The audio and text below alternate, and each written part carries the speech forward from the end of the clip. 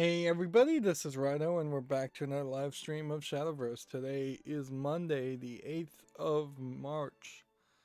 Let's see, let's hop into Shadowverse. Starting early again.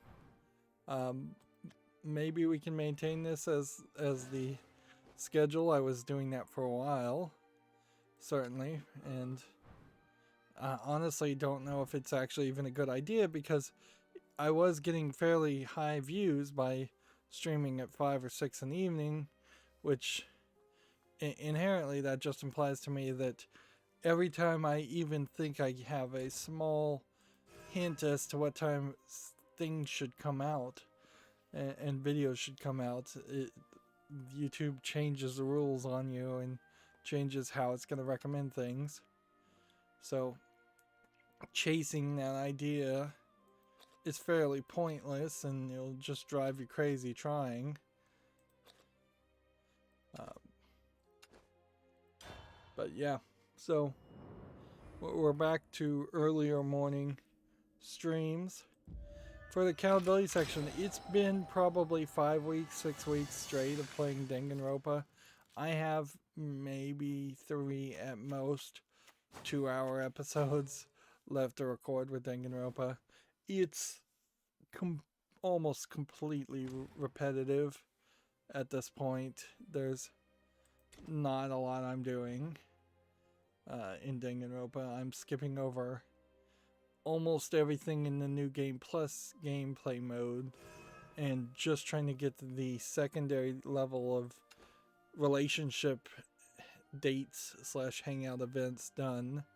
And at that point, with this final run, I should be able to, in the next episode, finish that final run in the main game, get another 200 Monokuma tokens, which should get me 199 short of what I need, which then means I need to specifically figure out a way in the main game to play 2 class trials fairly quickly,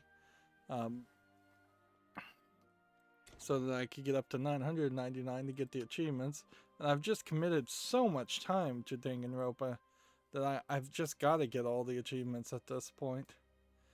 Speaking of committing so much time, like, I don't even know. Like, we desperately need to do a deck rebuild. But we're also in a weird position today where there's a decent chance I'll get fairly sleepy in 2.5 hours or so. We've been spending a lot of time trying to get this, so let's just replace this because I'm tired of trying to do Dragoncraft. I guess here now we're at Runecraft. Shadowcraft doesn't work. We still need deck rebuilds. And in all honesty, I've been playing a little bit off screen too, and I've still not been able to succeed well with the with my pre-made decks. So yeah, nothing's going great. I checked back into the Nutaku adult game College Days, and there's a new update there, a new character that once again cost 400 of the premium currency. So if you're not willing to get a hacked version of College Days to get the premium currency, there's just like no way whatsoever you're going to be able to ever afford these extra characters. Don't underestimate me. But yeah, I think probably by the time they add another character, I'll have to admit that there's just not adding enough content there for it to be worth it to even continuously install the updates and have it installed on the phone. I'm not playing it. I haven't played it or really enjoyed it in months and months. I'm almost finished with all the challenge levels on my Hanafuda game. Koi Koi is what it's called. KOI Hanafuda. on my cell phone, which Hanafuda is a Japanese, kind of ancient Japanese card game. So I might uninstall that also.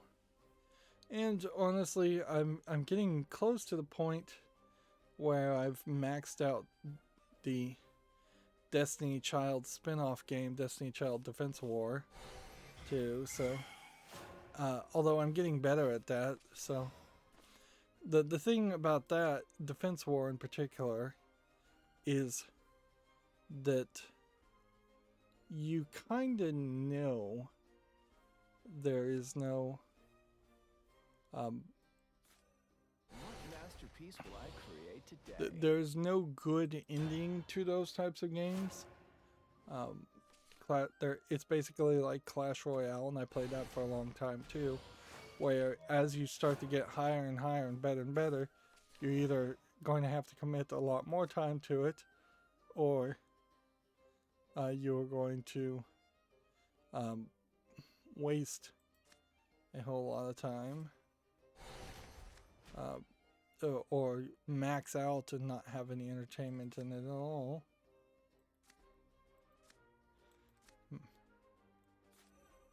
This should draw 2 cards.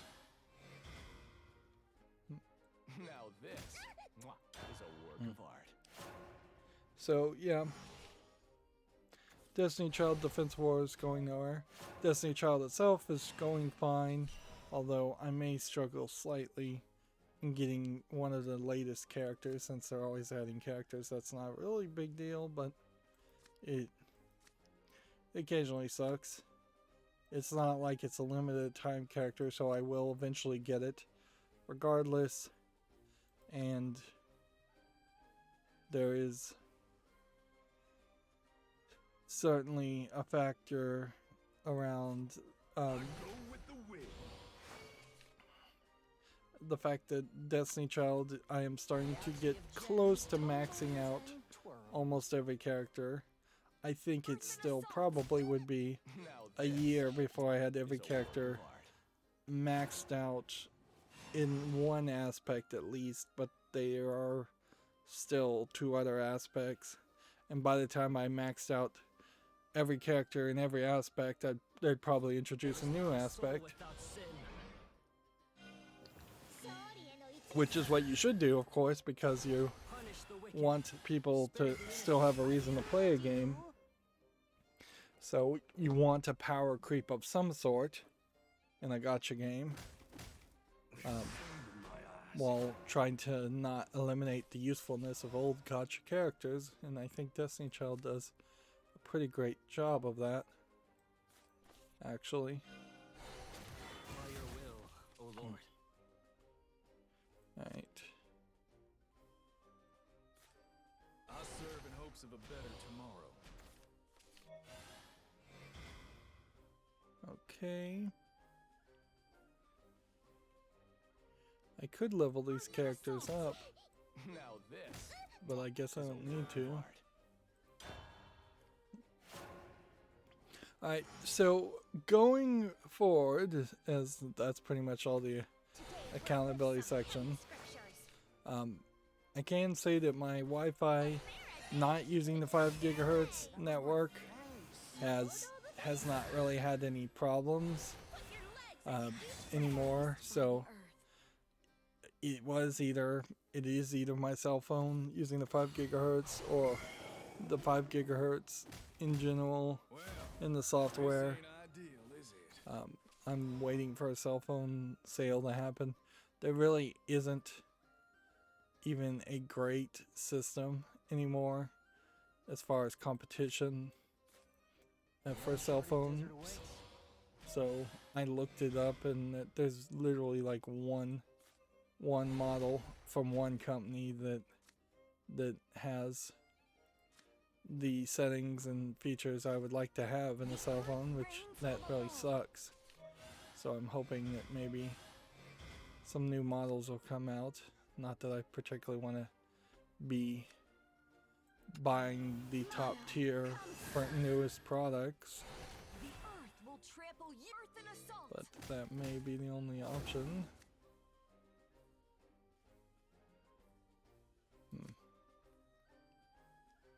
See, if I do this, nothing will happen. If I do this, nothing will happen. Can't evolve. Can't attack. So I guess it probably is better just to play that. But yeah, that does mean that over the weekend I didn't have to really do anything. So I may be out of the woods for a while now as far as tweaking. There is a new technology I'd like to implement eventually, but I can put that on the back burner. I would like to use smart DNS so that it wasn't just going to one DNS server that's encrypted that way. If that one DNS server happens to be down, which seems like it happens on a few times, I won't be stuck with that. But otherwise, everything's fine. See, can we play this? Does this cost 2? No, that costs 5, that costs 4. Submart.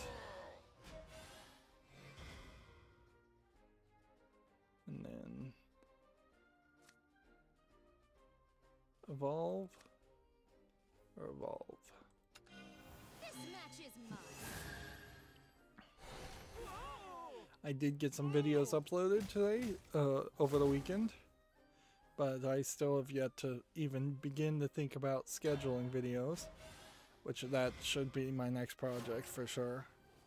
I did watch a YouTube video covering the series of the Corpse Party games, and the fact that Corpse Party 1 is an RPG Maker game, and then according to this YouTuber, every single other Corpse Party game is a disappointment to the first, compared to the first game, and the first game really is an RPG Maker game where you're just walking around and looking at things, trying to get bad endings and trying to die if you want to unlock all the content.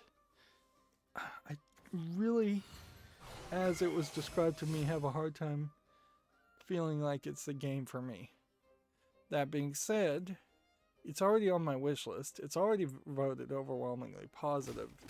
So, should I really let some random stranger on the internet change my opinion of a game that has already passed the quality checks? These games have already been on the follow list. They've already been vetted by other people. Let's see. Allied sigil amulets in play.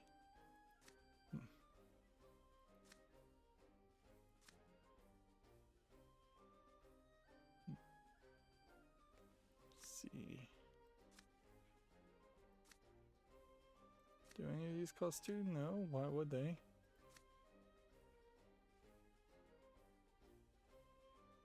Three damage to all enemies? Sure.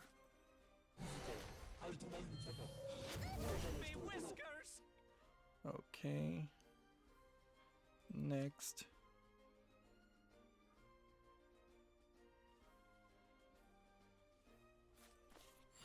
Could be worse. Could be better. Play that. I guess that's about as good as we're gonna get it.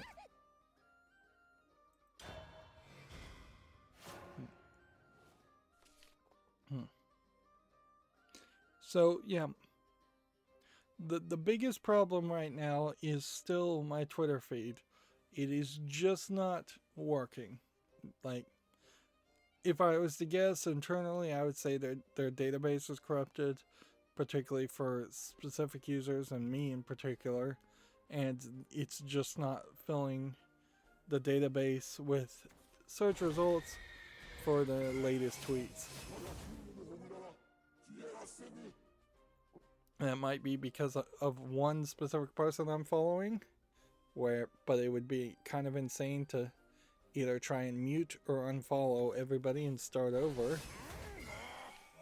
Or it might be just an a complete backend issue.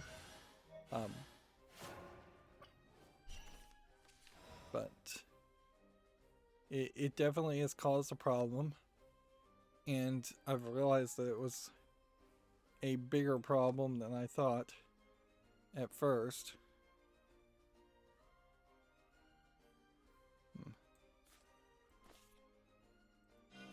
So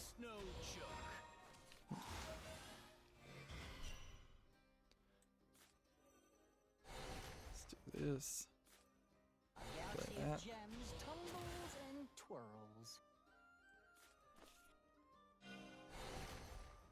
Golly, it's chilly here. Do that, do that. Go and use our last evolve. To coldly go where seasons sleetings.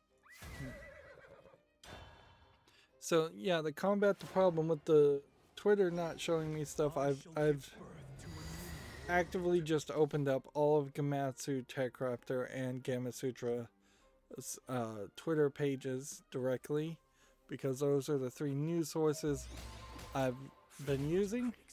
And then I've just gone back to, about the 3rd, so about 5 days ago, and looked at tweets and posts and opened anything that looks new.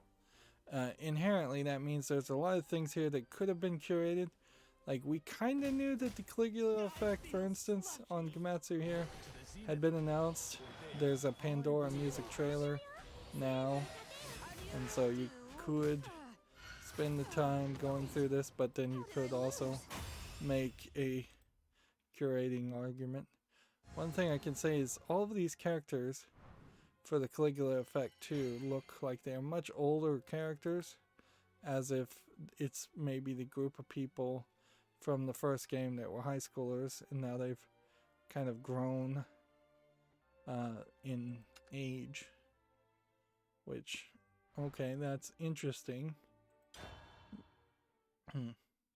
When I think about the idea of characters aging, I kind of think about how Digimon did it, and the way Digimon did it is they tended not to have the characters grow through major periods.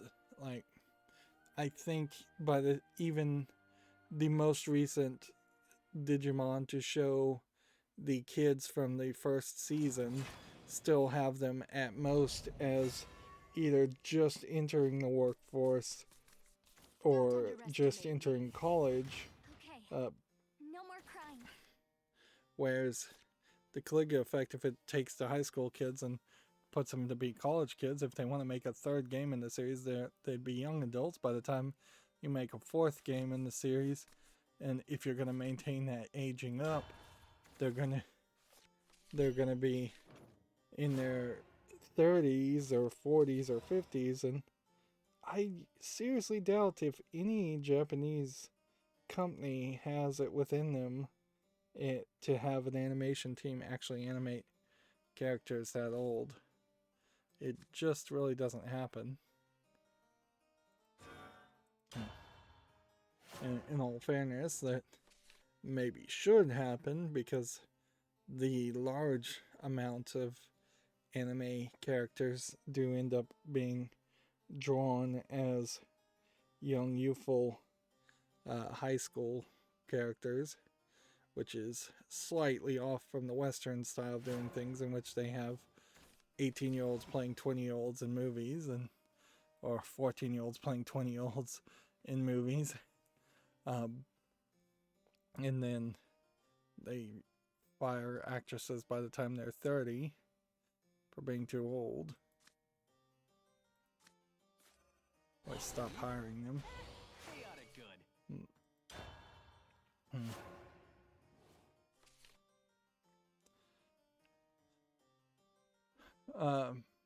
So yeah, we've got a lot of things, and since I went in through them in a chronological order, we're just gonna go through all the Gamatsu articles at front, and then probably all the Gamasutra, and then all the Techraptor articles, and then Steam articles. So it's not going to be very varied, if there's any real value in it being varied. I'm not sure there ever was.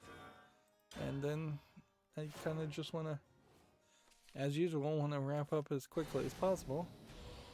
So, Blaster Master Zero Trilogy Metafight Chronicle for the PS4 and Switch launches July 29th in Japan.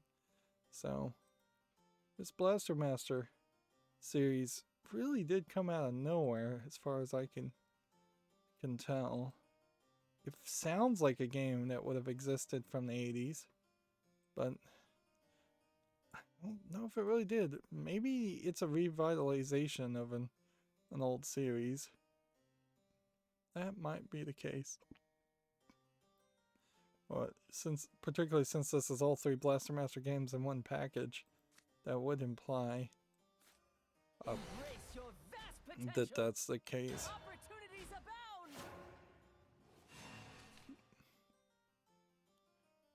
Okay. Let's see. No More Heroes and No More Heroes 2 Desperate Struggle Switch Limited Physical Edition pre-orders open March 12th. So, yeah. Attention everyone, I need to borrow your bones. In a funny way, I guess that might be the only way to play No More Heroes 2 ever. I'd like to see No More Heroes and No More Heroes 2 come to PC. I don't know how you really get the mechanics to work that way at all. Gamatsu, I believe, retweeted Rare, which put out a tweet on the 5th that 20 years ago today, a certain spicy squirrel woke up with a hangover. So this is the 20th anniversary of Conker's Bad Fur Day, which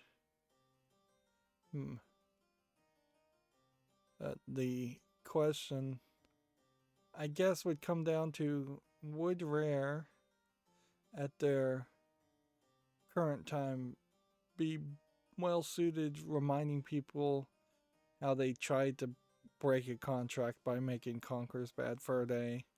Or do enough people still love Rare enough that whatever is left of Rare, this really is probably just the empty shell of Rare anyways, where the people who would have worked on that game are probably mostly long left. Rare is owned by Microsoft, and Sea of Thieves is kind of the thing that they've been working on. Attention everyone, I need to borrow your bones. Okay. Pay damage to an enemy. There's always tomorrow. And then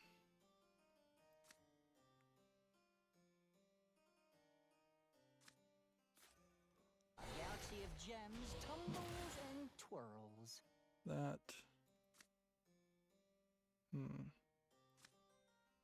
That probably should have evolved an attack, but we'll hold back on that. Yeah. It's kind of a shame because Rare at one point would have been considered a really big deal of a company, and would have probably gone on further to make more games if a few missteps hadn't been made, and instead they've pretty much been just a newer generation of like an Activision, where it's just holding companies, and the companies have just changed that much. I believe it may have been Rare that was working on the Nintendo 64 version of the game Dinosaur Planet, which a unfinished build of that has been leaked, and it was kind of interesting to watch DF Retro Digital Foundry talk about Dinosaur Planet and compare it to the final product, which was Star Fox Adventures, where Nintendo had them or allowed them.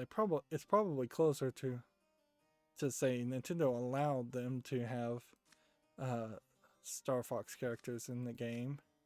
It was a weird decision, certainly, but that didn't really help the Star Fox universe to have adventure game on a dinosaur planet where you play a Star Fox, but originally they were going to have a male and female character that you could switch between them, and that almost comes down to a question: was it Nintendo at the time that said that was trying to subtly say you can't have a female character because it won't sell, or was it Nintendo and Shigeru Miyamoto really trying to be helpful by putting a bigger name on a product that would have totally been forgotten otherwise?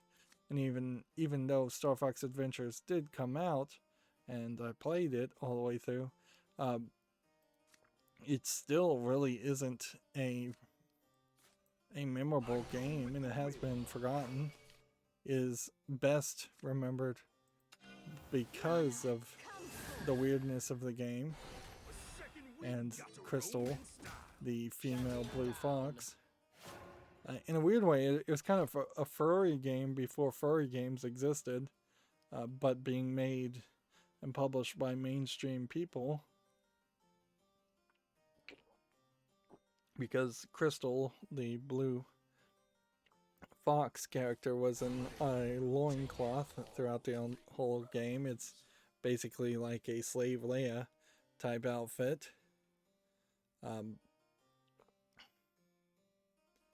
Which, yeah. On a different hand, it had instead of saying a dinosaur planet where there was a humanoid fox, if they had instead made humanoids living on the planet, kind of like on a dinosaur planet with dinosaurs, and Crystal was just a humanoid looking character, that would have probably gone too far over the line with that loincloth, and that might have been more relatable too. But yeah, I don't particularly remember any part of the gameplay in Star Fox Adventures actually being great. But it is certainly a blast from the past to remember these things.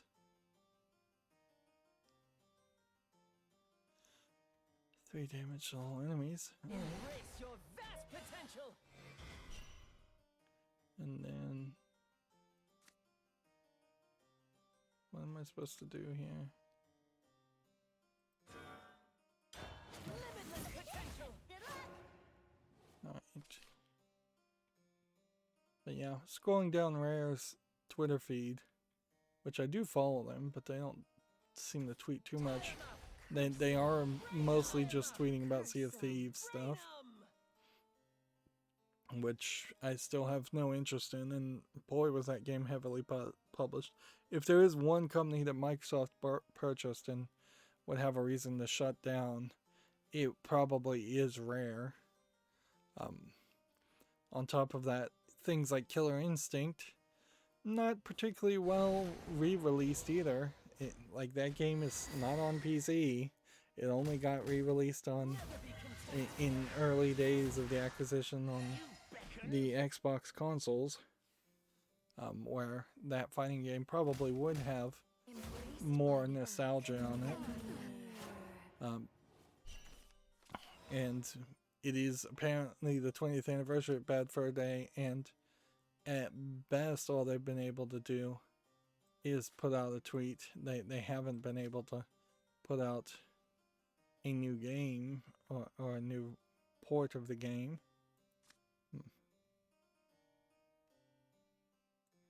Right. All magic falls under my purview.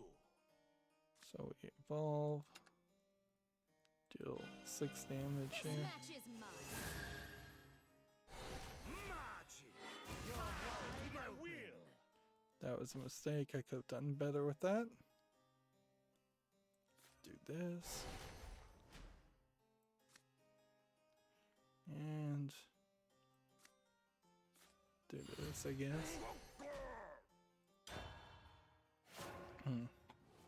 Moving on, Gamatsu has Neptunia Reverse, launches June 8th in North America, June 11th in Europe.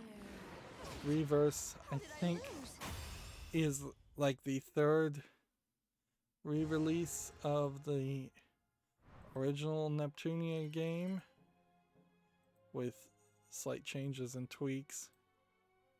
I have quite a few Neptunia games. One of the things about Danganronpa, well, that is more of a visual novel, not a JRPG, and this is definitely a JRPG game.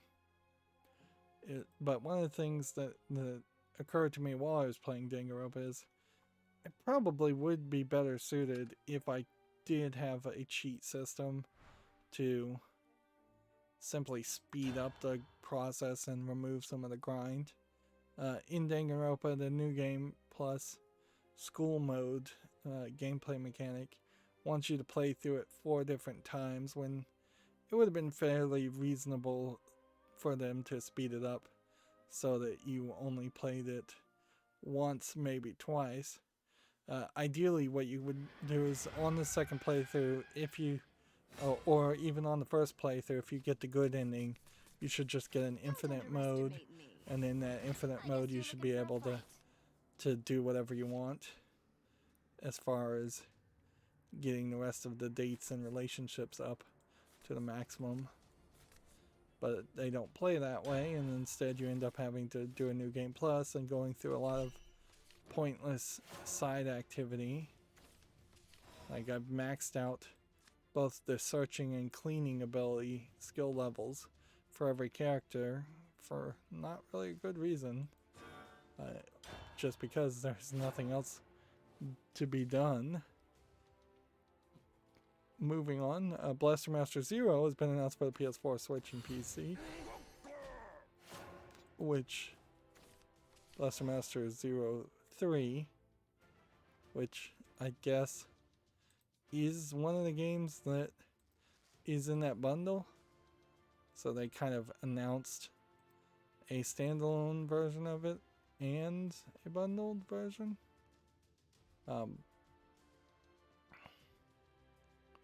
I guess that's the idea. Either that or I didn't pay attention to that previous bit of information.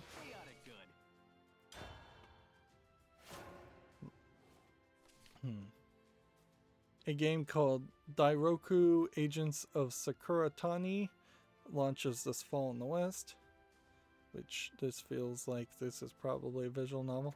We haven't really even gotten a lot of visual novel announcements.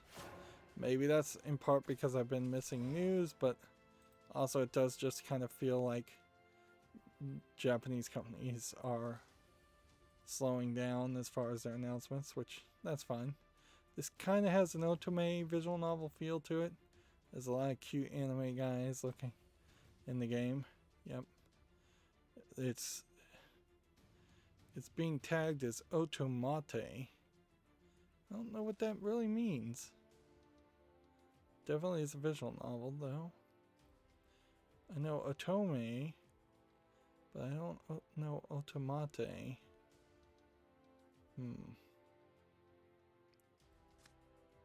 Let's see. Maybe it is a case that otomate is kind of the equivalent of being half for young maidens and half for young boys.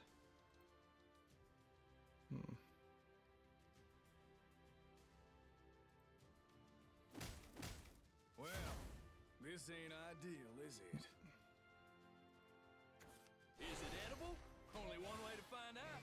This calls for a taste test. The edge.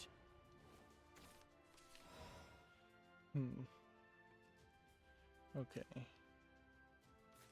Whenever an amulet leaves play, get a rapid fire. Rapid fire does 2 damage to a character. This ain't ideal, is it? Do this. And Anyone ever do told you what a this. snake you are?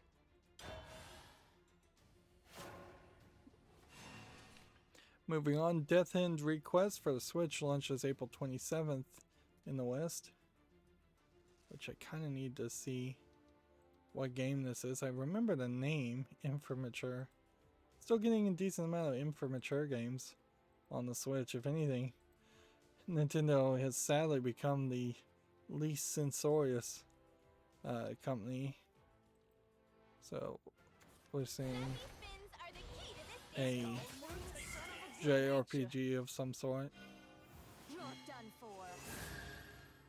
It is, I think, fair to say, though, that for Desert awaits. as many of these games that we've been covering, like Death End Request in particular, feels like a game that was announced maybe 2 or 3 years ago when I started covering all the video game news, and we've been following the announcements and the release of them. And certainly there have been others that have actually come out. None of them The uncharted desert go awaits. much above the status quo or the expected level of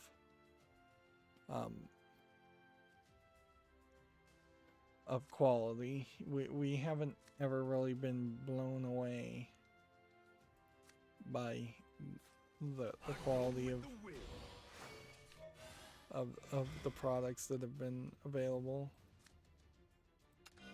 Mana, come forth. And that kind of sucks because a lot of these Japanese games in particular look very interesting Gotta be kidding. visually, and they definitely have a lot of flash to them, but they all seem to lack in substance. Even if they are visually pretty, and that certainly falls down to whether or not you actually like the anime art style. If you hate the anime art style, you pretty much don't want to play any of the Japanese games. Moving on, we have a game called Undernaut's Labyrinth of Yomi coming to the West for the PS4, Xbox One, Switch, and PC. This is Won't be long now. made from Axis Games. Eat up! And it definitely does seem like this is going for a different look. Kind of. It kind of feels a little bit more Chinese in its animation style, or maybe just more unique and more older looking characters. Definitely not going for the moe style. But this trailer makes it really hard to tell what kind of game this is. This very well may be a visual novel that's just trying to hide it with a whole bunch of blood and gore and violence. All of this is part of the New Game Plus Expo, which I think also is something to consider. There is that that the Japanese have decided to make this new expo called the New Game Plus Expo, although it's not brand new, but they've decided to do it again. Is it edible? I Only one way to find out. don't know if you would call it the direct answer to a lack of E3, but I could see it definitely acting as that. The earth rains from above. This match is mine. Go on, eat up! Have time there. Let's see. Azure Striker Gunvolt 3 launches in 2022. Not to be How did I lose? confused with the other Blaster Master series. It does seem like as soon as the Blaster Master announcement comes out and the Azure Striker announcement comes out, this is a very standard announcement here where you mostly have just people talking to a camera. I'm fairly certain Azure Striker, Gunvolt, I mean, it is a new series. And I don't think I'm winning any. Nope.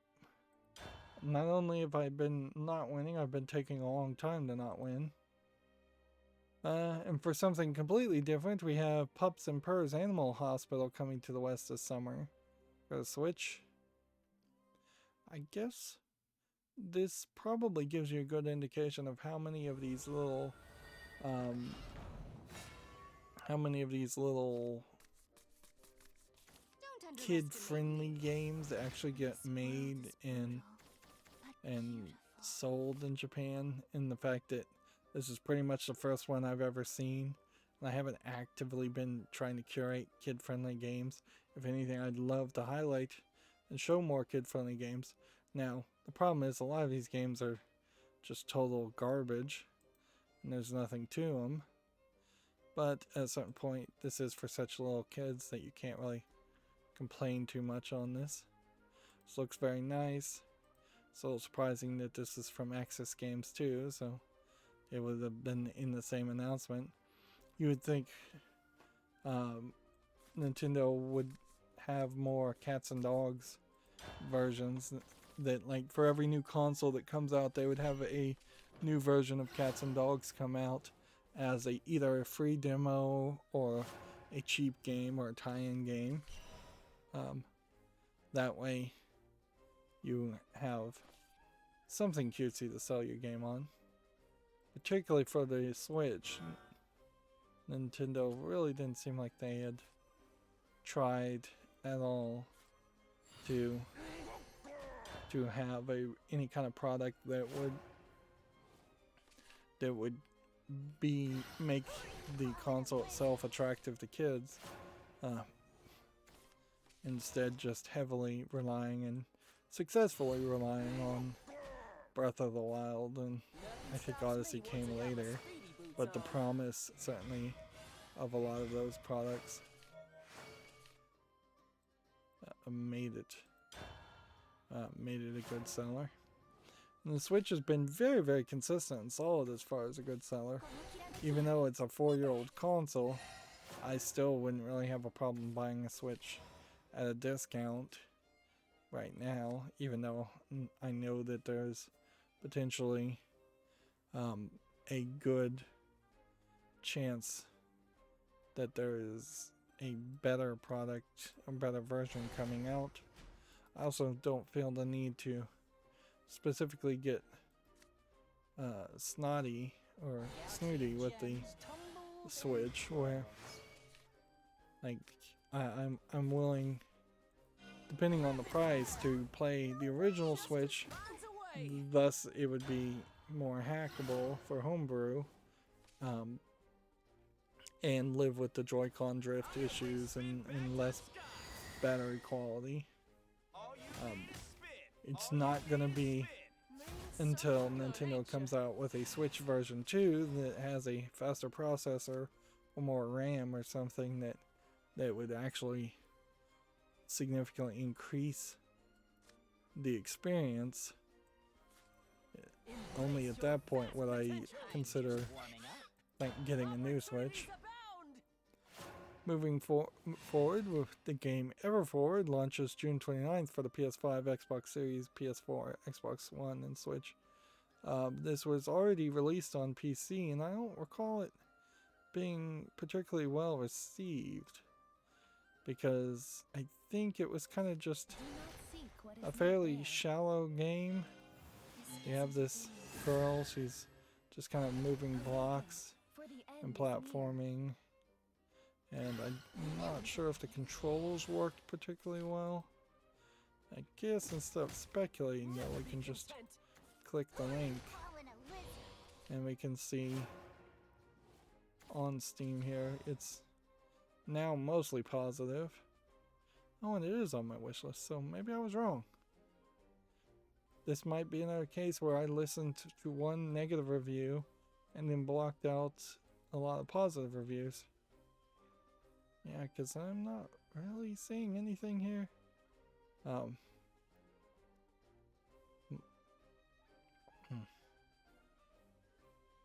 Frustrating puzzle mechanics. Not recommended.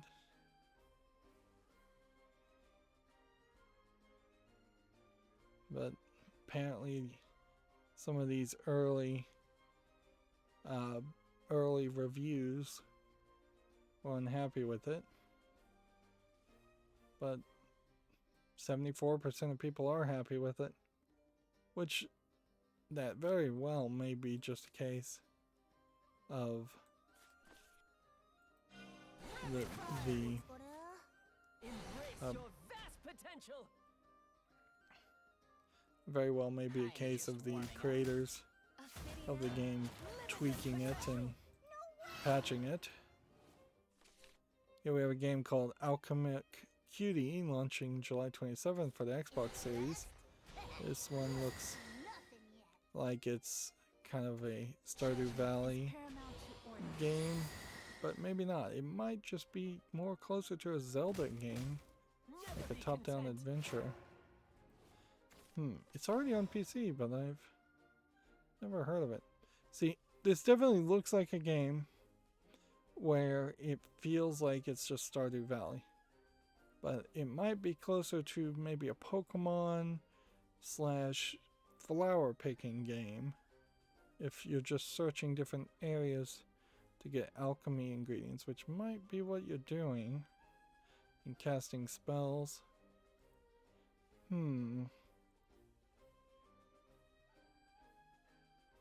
Yeah, and it seems like you mostly are interacting with slimes, or they're calling them jellies. You explore, you raise jellies, you make friends, use magic and win competitions.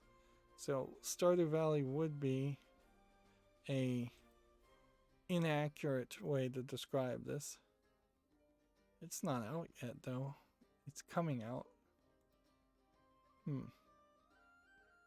At a certain point, maybe Slime Rancher is the game I should play first before playing that. I think I do own Slime Rancher.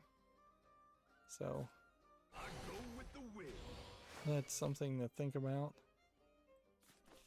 What is it you desire? A galaxy of gems tumbles and twirls. Mana, come forth.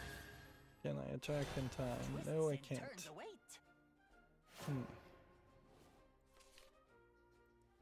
So I guess that's one of the first instances we've seen so far of something I've missed. And maybe I really didn't miss that much. I don't think I really did. The game Pokey and Rocky Reshrined launches for the PS4 and Switch, which is, I believe, a top-down twin-stick shooter game. Adieu. And it's a very Japanese-centric game, so I wouldn't be surprised if it doesn't come to the West. Okay, do this, I serve in hopes of a better tomorrow. and then do Embrace your this, vast potential. and then This match is mine. do this. Learn to covet on a great. You leave a lot to be desired. Everything all right here? Well, Yes. this ain't ideal, Opportunities is it? abound. Next, we have a game called retro-inspired first-person shooter Exophobia, which launches October 5th for the PS5, Xbox Series, PS4, Xbox One, Switch, and PC. This kind of looks like it's a first-person shooter Doom clone. This does kind of look like a game where if with a modern engine you can make it look like a Wolfenstein 3D Doom clone, but you could make it play a lot faster. The action there where you're jumping and swinging on a hook is definitely something you wouldn't see in the original Doom. But there's also seemingly not much of a variety here. I think if you really think about it, the fact that Doom itself has gone full 3D, a game like this is really trying to emulate something that is outdated and I serve in hopes of a better is not really sellable by modern standards. And if Doom, if the original Doom came out today, it would be laughed at. Can do 4 damage, or basically nothing else. I could do this and do 2 damage to all followers. Lawful evil. Chaotic good. You don't stand a chance. Wrongdoing? Me? Perish the thought. Just go and Drowned hit in that. light. Yeah, but I lost. If anything, I'm losing because I'm just moving Did I lose? too slowly here. But we're not having any network issues, which that's great. I did set my tab suspender to suspend tabs after a minute. So effectively, if I am opening a whole bunch of new tabs at the same time, I'm hoping that it will just stop trying some of the older pages to load images, and then it will just retry to load those images later on. That's about the only thing I think I can do, because I think either Chrome itself has a max number of connections to a single website that it's limiting it to, and that seems to be the case compared to Firefox's, where Firefox has more. And at a certain point it does almost make more sense that I start running dual browsers or migrating to Firefox Kill you to the bone. anyways. Like, there's some announcements and changes that Google is trying to make to Chromium as a project to kind of poison the well and bolster Google AdSense at the expense of everyone else, while pretending like they're doing something for the consumer by blocking third-party cookies.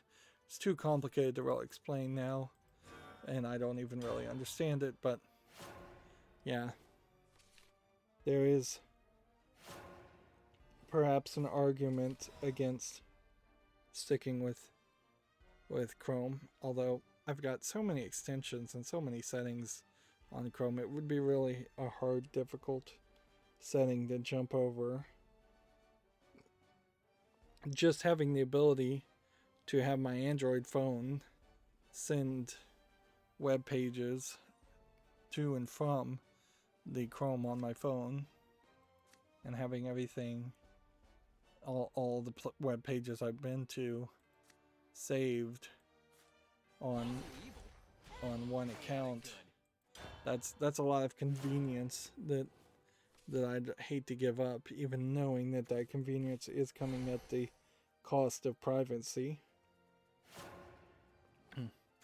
And at a certain level, I really am a terrible example of somebody who is willing to waste a lot of time for an experiment or for privacy, compared to the average person who just wants conveniences and just wants things to work and just never wants to have to dive deep into the settings of any computer setup. And even I think I'd probably waste too much time acting that way, when it probably would be better to just have a dumbed down, it just works convenient setting in most cases. Alright.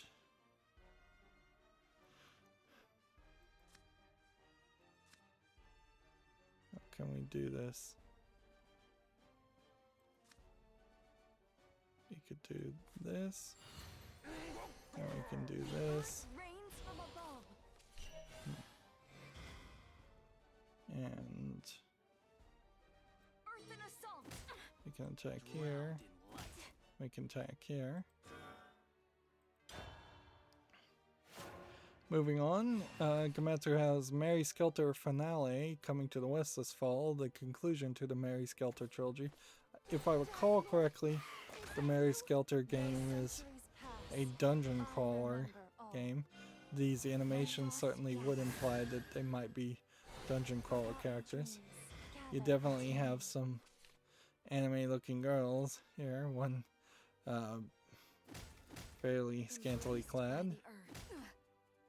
Let's see, let me just watch the trailer just to make sure that's what it is. Of course, if I recall correctly, the Mary Skelter trailers also tended to not really highlight or show what the actual gameplay was either. Yeah, and I could be wrong. It could be not a dungeon crawler.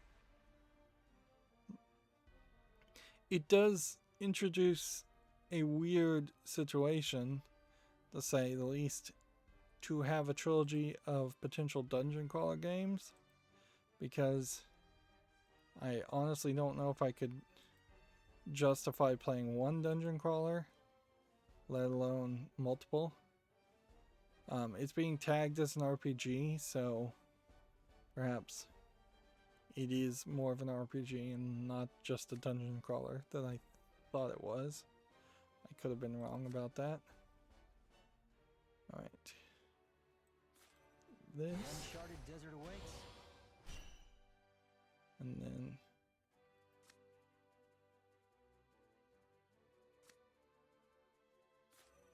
I What is serve in this? hopes of a better tomorrow. Earth and assault. Everything all right here? More. No way.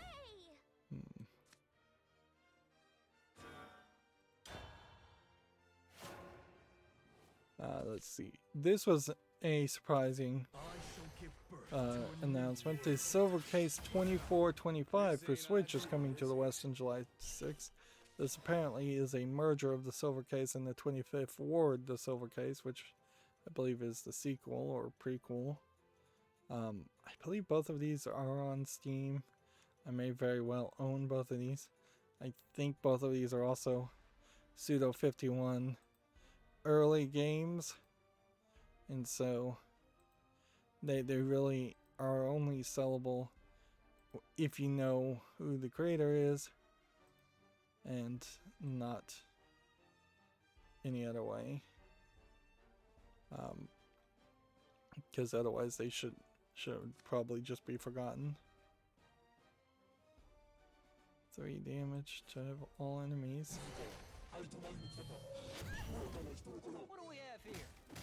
Do The that. world cycles on. Next, we have the romance visual novel Sengoku Koihime Otome Kinran Sengoku Imaki for the PS4 and Switch, coming out on July 21st in Japan, which, let's see, that's two labels, 2 visual novels. And yep, they certainly put some art on it so that it doesn't particularly immediately jump out as a visual novel. You could easily see a lot of people being tricked.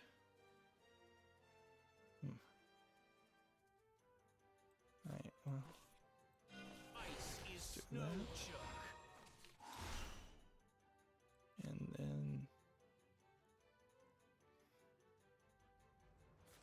that. Evil. Chaotic good. Go ahead and kill this. Come forth. To coldly go where no one seasons sleetings. That's hot. It's not all anime games. We do have the narrative card game Signs of the Sojourner coming to the PS4 on March 17th and Switch on March 18th and Xbox One on March 19th. That's an interesting release date. I don't think I've ever seen another game stagger the release dates by one day. It came out on PC on May of 2020. I felt like it was still early access. It does have some interesting artwork, certainly, but it is also kind of a card game, so I don't know if it's supposed to be half narrative, half card game, and a little bit of a mix there. Let's see. Many possible endings, it says, so it is like half visual novel, half card game.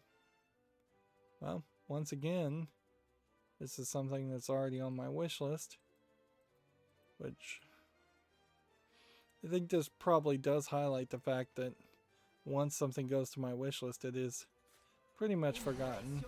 Embrace your vast potential. Opportunities abound.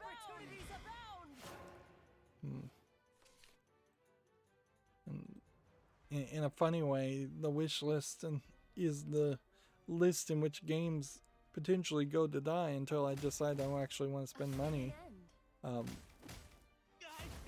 and buy more games. And I don't know if there is an actual argument there that I even need to buy more games. Let's see. Earth Essence. One's animated, one wasn't. Watch closely, apprentices. Alright. You leave a lot to be desired. That. You leave a lot to be And desired. that. And then in the turn. Limitless potential.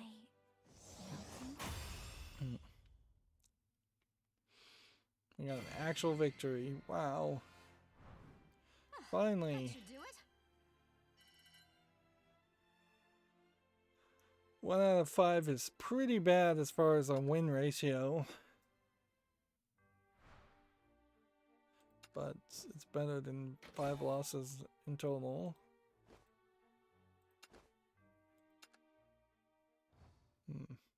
I'm just gonna sit on that card pack too. You still have a decent amount of level ups to do as far as achievements. But yeah, not super focused on that. Runecraft and Shadowcraft, and they need to be ranked now, which we'll try with rotation. We'll go from amulets to spells, or you know what, let's do Shadowcraft first and then do spells. We have a game called Kaze and the Wild Masks story trailer. This sounds like this is a new game. Peggy 7. It's not really showing a lot. Seems like there's a couple rabbit characters.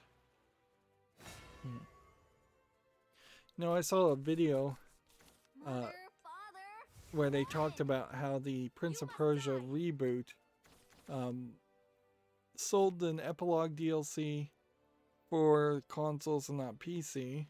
I never even played that, the epilogue DLC, but then even the epilogue DLC wasn't actually a epilogue, more than a tease for a sequel, which never got made. So I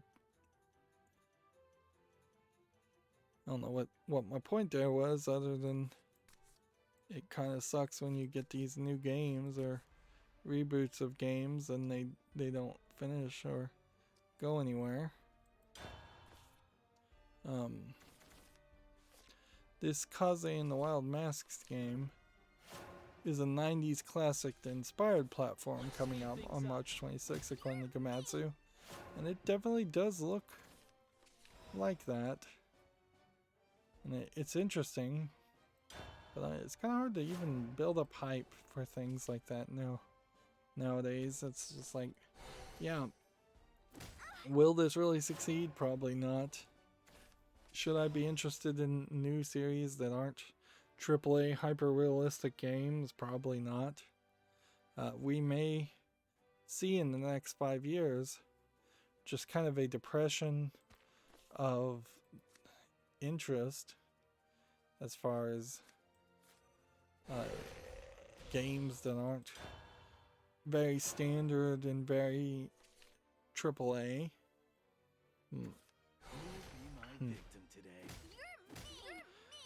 But I kind of hope that wouldn't be the case. I'm hoping for niche games to continue their trend of growing and gaining niche fandoms.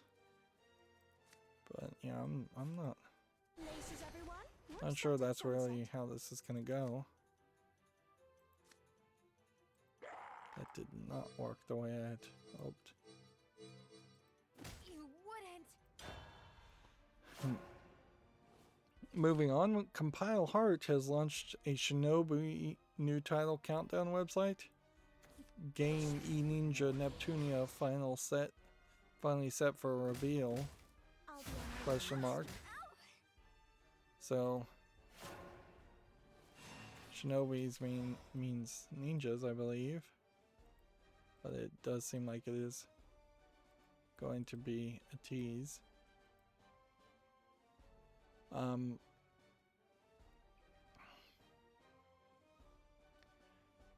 The Neptunia series have always been like more fairy characters based on characters that are supposed to represent like video game consoles and video game companies. So if they were going to bring in ninjas, either they're going to take the Neptunia characters and make them ninjas, which is fairly a generic idea and almost implies they've run out of ideas. Or the more interesting thing here would be if Compile Heart is partnering with the Shinran Kagura developers to do a crossover event or publish the next Shinran Kagura game.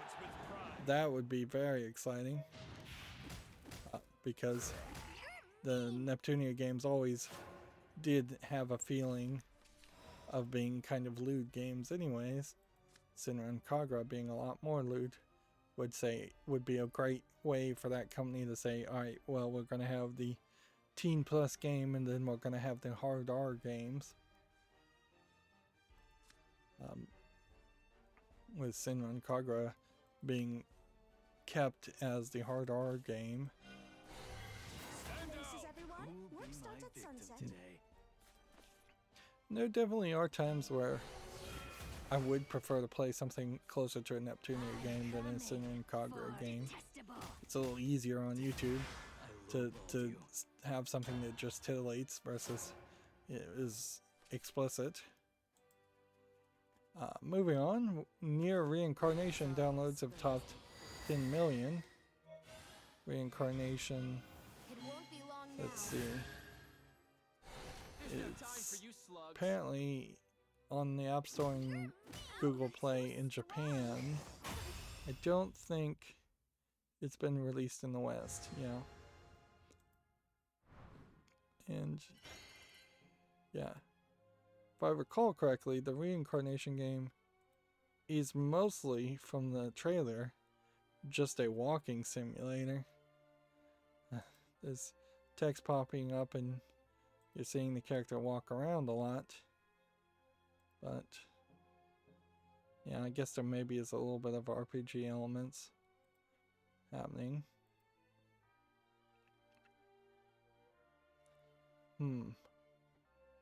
If I recall correctly, the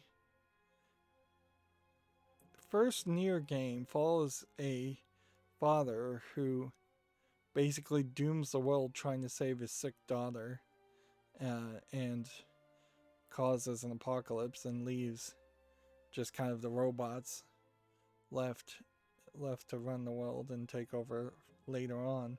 So I wouldn't be surprised if Reincarnation is that daughter's personality or being reincarnated and being brought back, and trying to bring that whole story full circle. If anything, I wouldn't be surprised if Nier Automata, which heavily focuses on the robots running the world in a distant future, overemphasizes the robots, and there were some other elements to the Nier series that a lot of people probably don't know. Moving on, we have Tante Bokumetsu, second trailer, remaining detectives and gameplay system detailed. I have no idea what this game is. Let's see if we can see. Alright, we see That was a fairly blurry image. See a lot of people, but they kind of feel like they might be controlling robots in the game, or little shadow characters. I don't know if this is a strategy placement game where you have to put specific characters in specific places, or what. Yeah, it kind of feels like it is a strategy placement game. This is like a tutorial section. You can see there's a lot of text going on here too, so this might be a fairly hard game to translate to the West. Meanwhile, we've got some characters to show off that are human looking. This does definitely feel like one of those games where only one eye is visible on that armor. Interesting. It feels like one of these games where the characters in the gameplay are very disconnected. It seems like this has more to do with being a detective, but there seems to be some gameplay mechanic that is very much just a strategy placement mechanic. Unless this is some kind of advanced version of Clue, which it might be. Might very well be a case that it is some kind of taking the idea of Clue and moving characters around on a board. Well, it's coming out for the PS4 and Switch on May 27th in Japan. I would be interested to see if this could be localized to the West. I wouldn't be surprised if it really can't. Next, we have a game called Maglim Lord with Och Lao trailer, which I have no idea what this game is. It's tagged as an RPG. Yeah, I feel like I'm kind of falling out of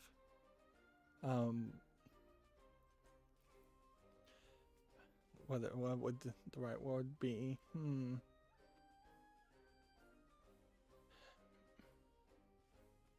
I'm falling out of step, I guess is a word I could use, as far as video game news when there is a game like this, and I should have seen an announcement for it at least.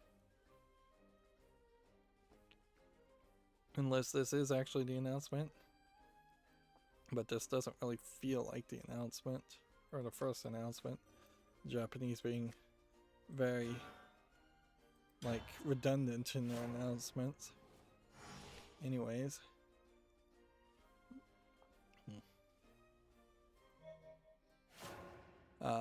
Well, that's pretty much all the Gamatsu articles, so now we'll go to the Gamma Sutra articles, which means very few Japanese games and announcements that are Japanese centric, and more woke and industry postings from Gamma Sutra. Yeah, woke is probably the best way to describe it, but probably not a best phrase to use.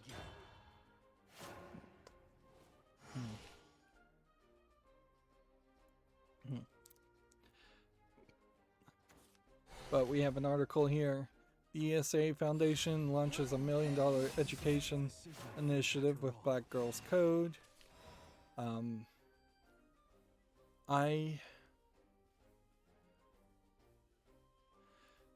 don't know if that's the right name to use and that's the right focus to use. Because let's say in the United States there are probably some schools where it's 99% black students.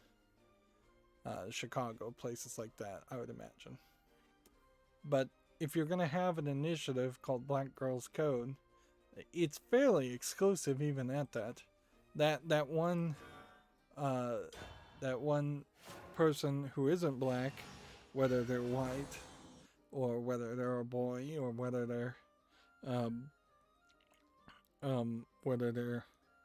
of some other minority status, they're still getting excluded by this group by the name. Now maybe they're not getting excluded by the actual actions,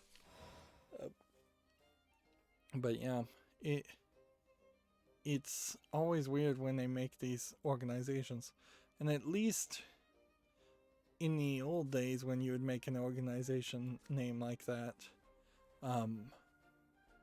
the segregation was much closer to having just happened or was actively being occurring, so it would make more sense. Now I would like to see all new organizations try to be much more egalitarian and have a group that is just straight up called Kids Code, for instance. If you want to focus on kids, nobody's gonna claim ageism if you try to support all kids who want to code. There probably is an organization called Kids Code, but the ESA is not trying to get brownie points by giving money to them and then putting out a press release. Which also, in fairness, $1 million is not that much money from the ESA. Maybe the ESA is fairly broke, but because E3 has cost them a lot, but $1 million is a token amount, and they're saying it's a multi-year initiative, which means they may very well not even be trying to give $1 million in 1 year. So they're going to collaborate to support curricula, workshops, and mentorships in several U.S. cities, including Washington, D.C., Houston, Los Angeles, New York, Raleigh, North Carolina, San Francisco, and Dallas. Which, I don't know if there's any poor parts or disadvantaged parts in D.C. There are a lot of really homeless poor people in LA, but most of the kids that I think would actually even be going to school are probably not that poor in Los Angeles. I could be wrong about that. Houston, I think it's a fairly average city, so they might have some poor sections. New York, like, if you're saying New York, do you mean New York State, or do you mean New York City? Do you mean the Diamond District of New York versus Harlem of New York? Raleigh, North Carolina. I don't even know anything about Raleigh, North Carolina. San Francisco, almost everybody in San Francisco that's going to school in San Francisco, I imagine, would be rich. And Dallas, if you are in the rich part of Dallas, then you are fairly super rich. And if you're not in the rich part of Dallas, then there is a lot of poverty and disadvantage there. So this really doesn't seem like a list of cities that you would be best suited for. There's, first of all, hundreds of small cities around the United States that never get these kind of programs and never kind of get any advantages at all where you would want to focus. You're not seeing like Chicago, you're not seeing Detroit. I'm frankly surprised that they don't have like Redmond, Washington listed as one of the cities, which is also a very rich city. You're definitely seeing entire states that are not being mentioned.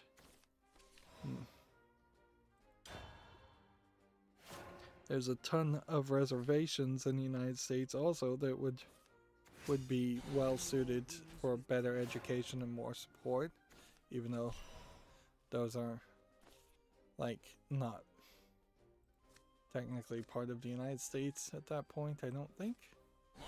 You're not seeing Puerto Rico as a U.S. territory being mentioned, where Puerto Rico certainly has a lot of poor people. You're not seeing any place like New Orleans or any part of Mississippi, Louisiana, some of the most poor states, where that certainly could help a lot more. So, yeah, on the face of it, it doesn't really feel like there's much of a great focus or much of a wide focus as far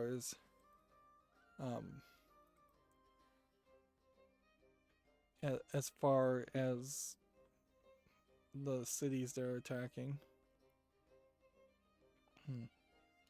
Here we can see on Charity Navigator, which is a great place. I think the sites like this in general, I won't specifically say Charity Navigator, but sites like this are kind of good to search and just see.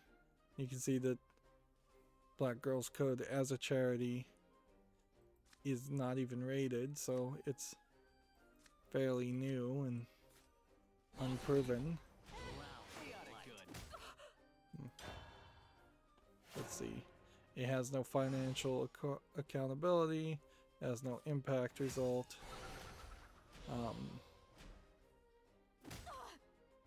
Let's see. So they haven't done anything. There's no largest program information. And see, this might be just Charity Navigators not having a list any of this. But if we were to say, type in EFF,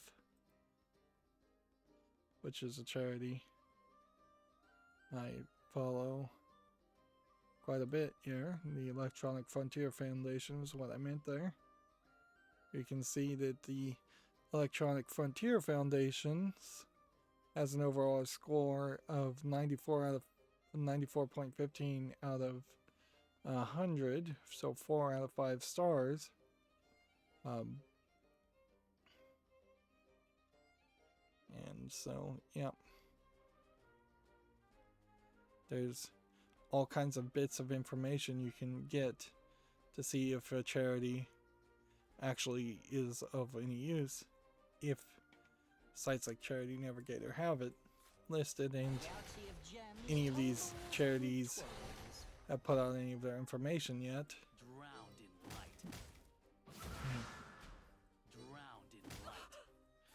Yeah, and that's why it's always important to do your research before donating.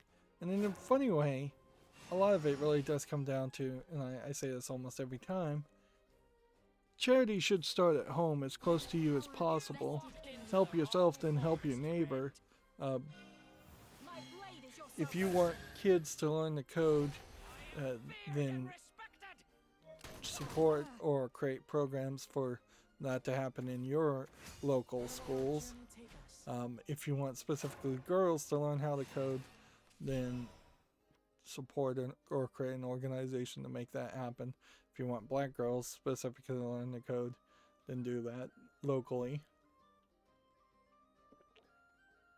There definitely are places too where it can be a majority of black girls who are also rich and could easily afford private tutors, where the barrier to entry to learn the code is fairly high because of the fact that you've got to own a decent computer of some sort.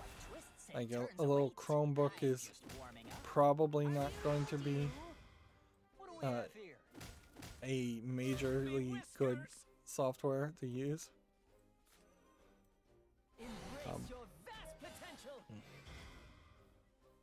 Compared to a decent like desktop. Moving on, UK regulators are going to probe Apple over suspected anti-competitive behavior, which I feel like the UK probably is going to do that for a lot of companies constantly, particularly non-UK companies, not non-EU and UK companies.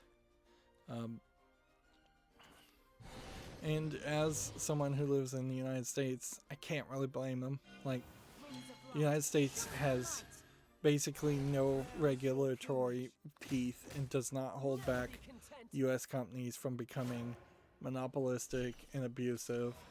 at all. So that is the reason why we see a lot of US companies doing a lot of shameful things, and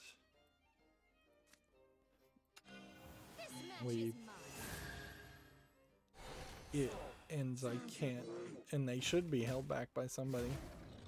And it definitely sucks to, I'm getting fairly political here, but it definitely sucks when you have to hope that the EU or the UK or some other country is going to rein in the monster that it is constantly growing and threatening all of the world, because your own country is just so into crony capitalism against consumer protection that they would rather let the world burn.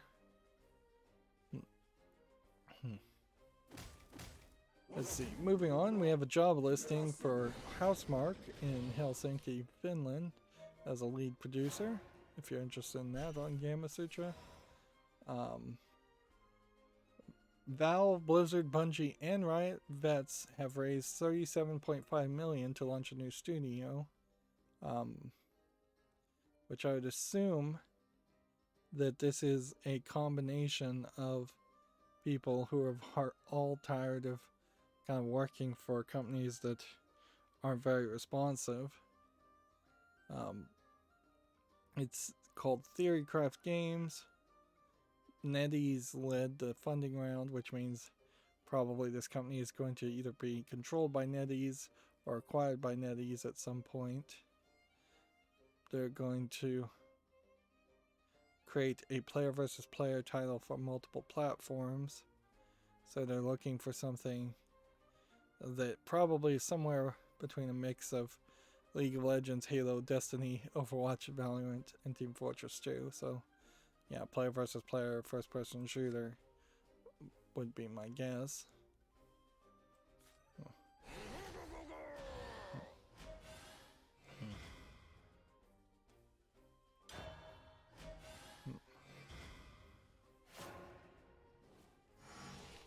So yeah, I would say Theorycraft is a pretty terrible name for a company, and I don't know if I really believe that they have a great vision for a great game there, or if they're just trying to be yet another competitor in a very flooded field. Like, even Overwatch, which had all the chances in the world to be a great game and very, very popular, I think really missed some marks and is only moderately popular.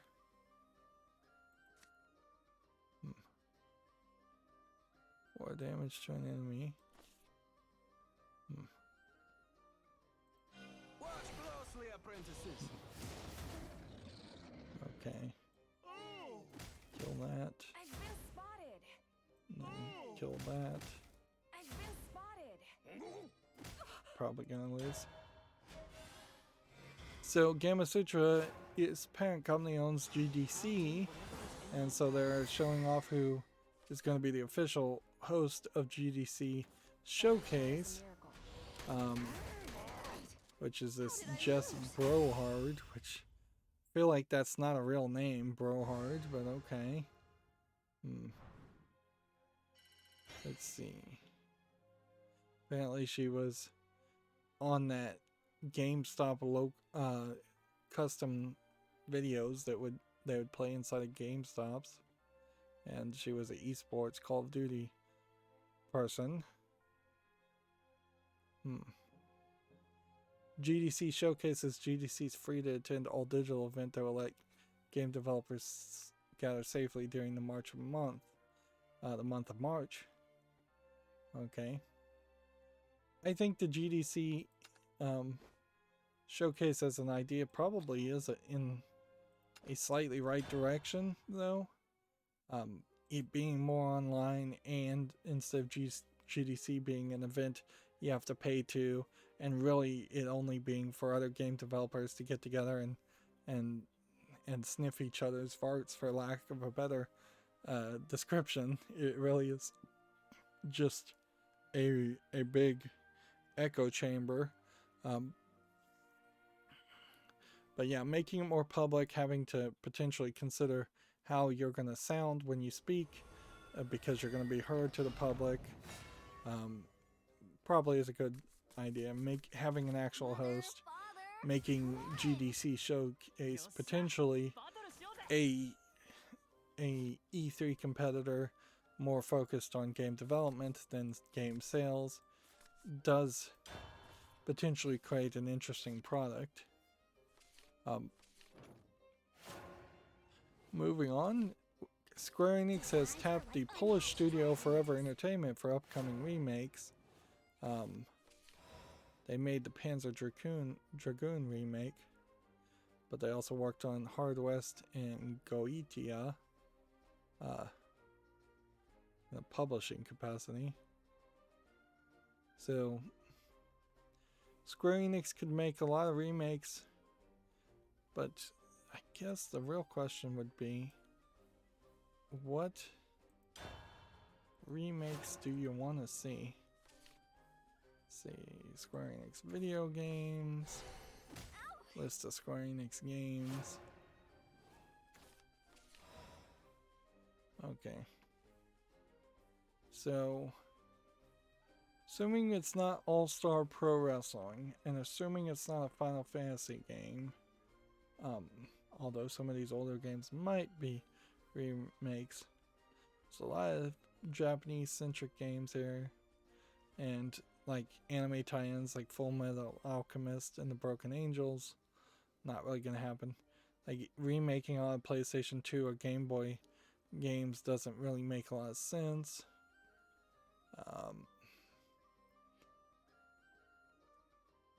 Romancing Saga, I think already has a remake.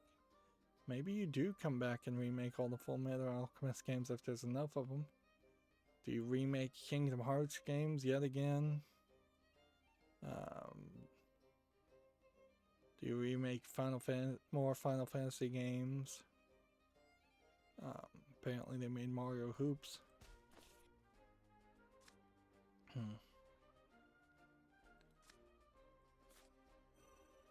I guess play that. Laces, everyone. Work starts at sunset. Dragon Quest older games, maybe that makes sense. Designs are like unhatched dragon eggs. The World Ends With You, I believe, is already getting remakes. It looks like I'm up. Star Ocean games being remade. Nah, that doesn't really make sense. There was a few here and there Japanese games in particular that could be remade, or you could try to do better remakes of things like Chrono Trigger, which I think that had some problems. But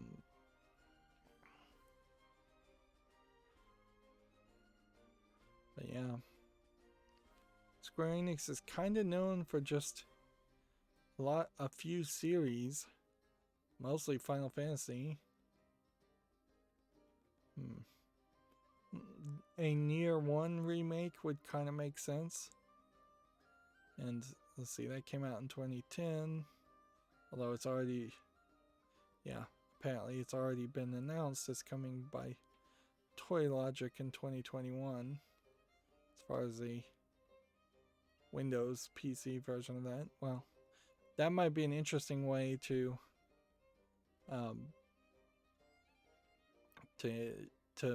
start playing Nier games and avoid playing Nier Automata for a while. Let's just instead try and play the original Nier game, which that might be fairly rough. I'll be on my way, master. Let's see, more Saga games, Mario games. Maybe Square Enix is gonna have them remake a bunch of Mario games. That wouldn't be terrible. I doubt they're coming to PC if that's the case. Dungeon Siege games, maybe, but I doubt it. A lot of these I think were also just published by Square Enix. I don't know if they actually own the licenses to them. There's a game called Scary Girl. Kind of want to see what that game is.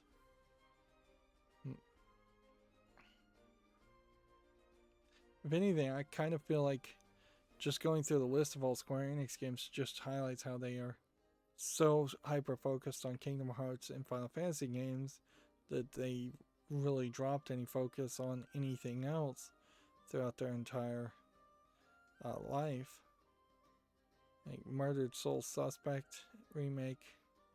I mean, you could. It's a 7-year-old game. I don't know if you really need to.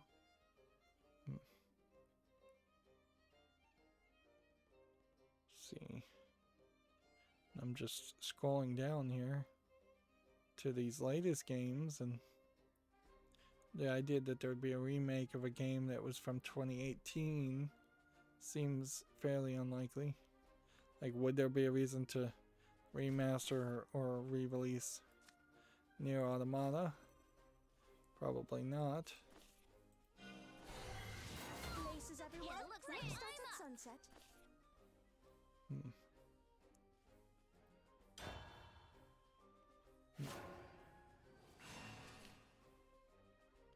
Dragon Quest would be about the only thing that would make sense, is if you're gonna try to remaster and re-release Dragon Quest 1, 2, and 3. It seems like they kind of have already done that. I know some of the Secret of Mana games were not quite good. It'd be ridiculous for them to make a remake of The Quiet Man. That was a horrible game.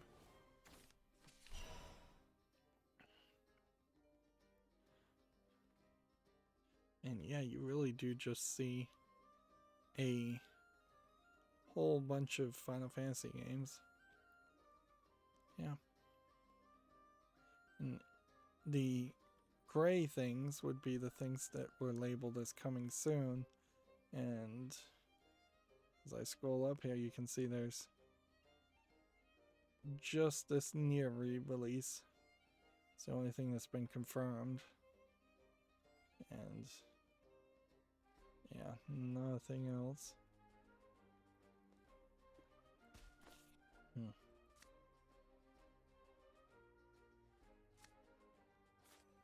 Let the stakeout begin. Oh, so it's a fight you want. Anyone call for a super sleuth? Well, that just was a massive amount of damage. This game, Scary Girl, looks like this. When did this come out? In 2012? Did someone call for a medic? Unfortunately, Wikipedia Bottoms up. doesn't really say anything. Apparently, Scary Girl was turned into a movie that's going to come out at some point. What kind of game is this?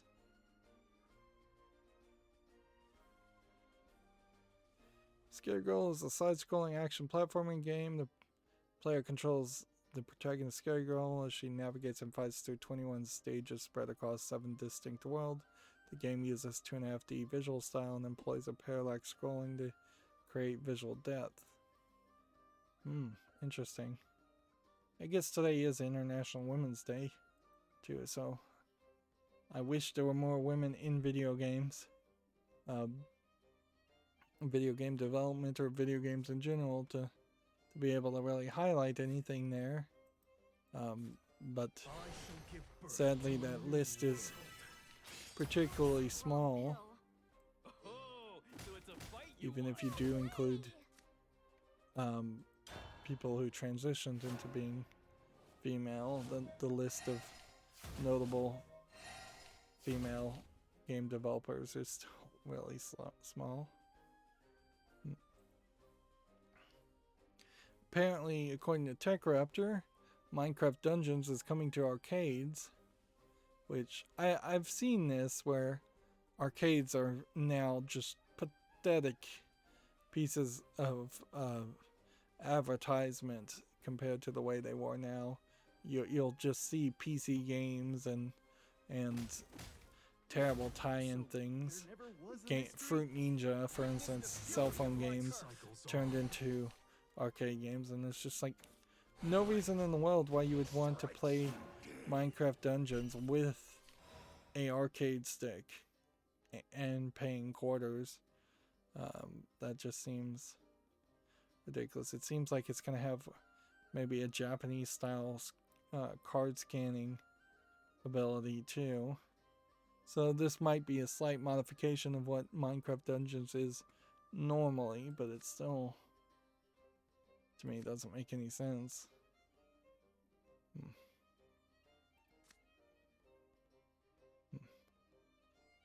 Can I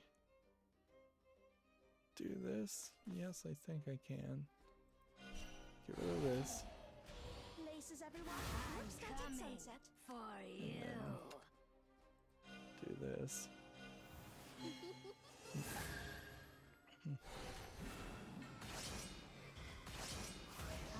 Coming for detestable. And hit that. Hit that. In the turn.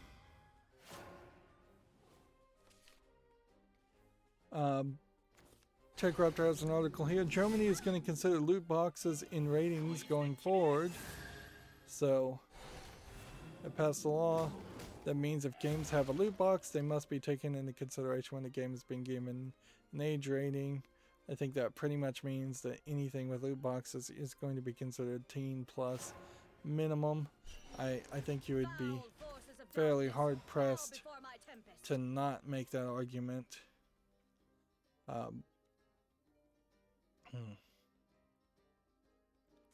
Like, I can't imagine a scenario where a game had loot boxes and it still felt like it was justifiable that it would be for kids. Happy Undeath Day! Can I interest you in reasonably priced souls? Right.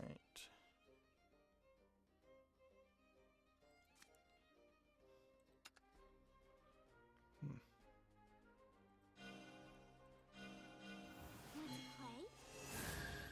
play?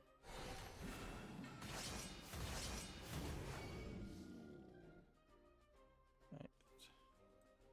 This one, and that one.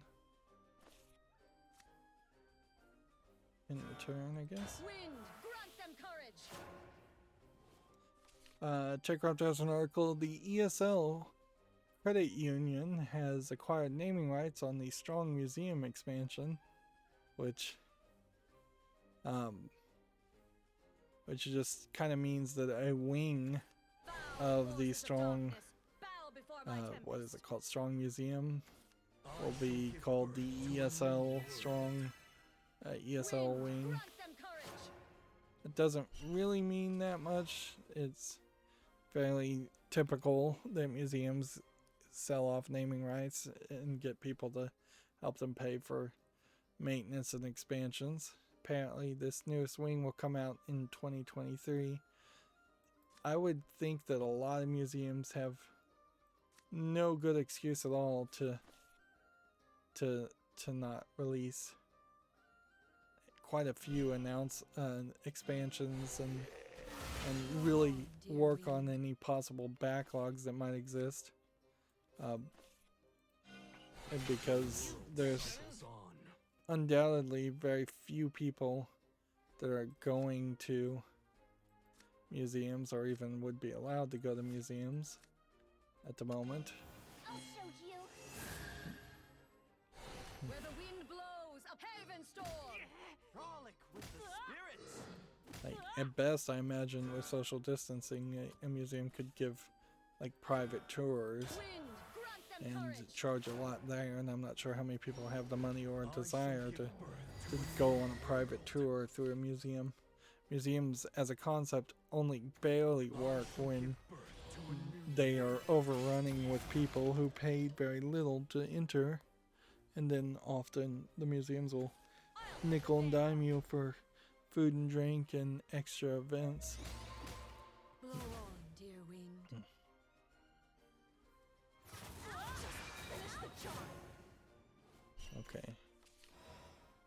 Can I do anything here to save myself?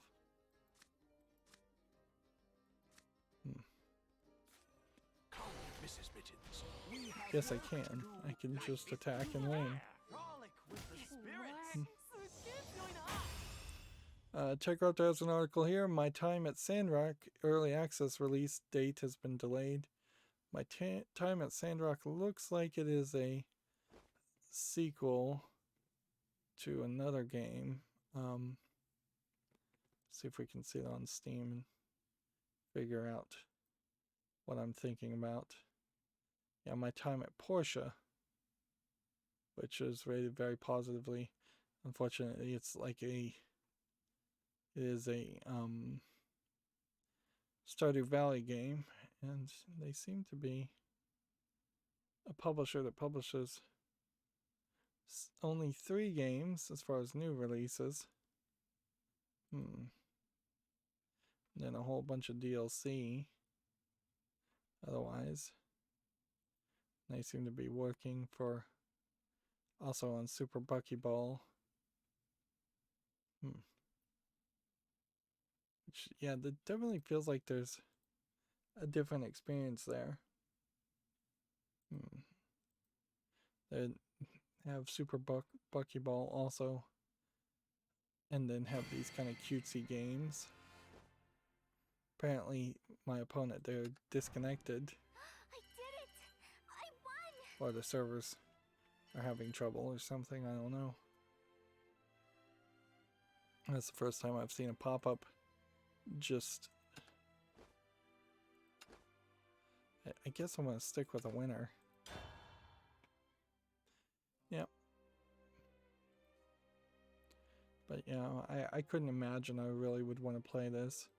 Even if it is a slight improvement on Stardew Valley. And I guess maybe I would say that the 3D environments might be more interesting. This is a pretty awful anatomical depiction of people.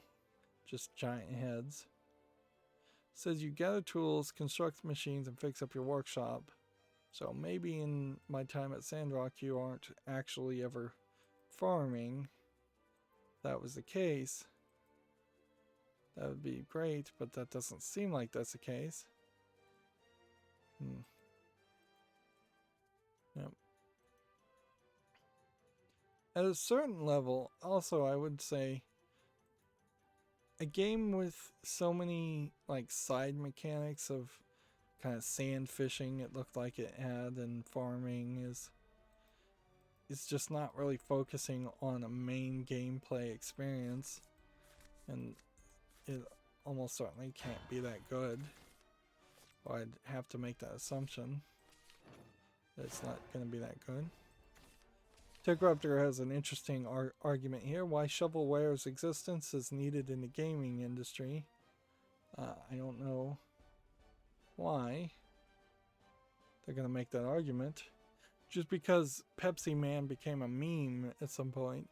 And at a certain point, I don't know if every single licensed product that ever exists just would fall under the category of being shovelware.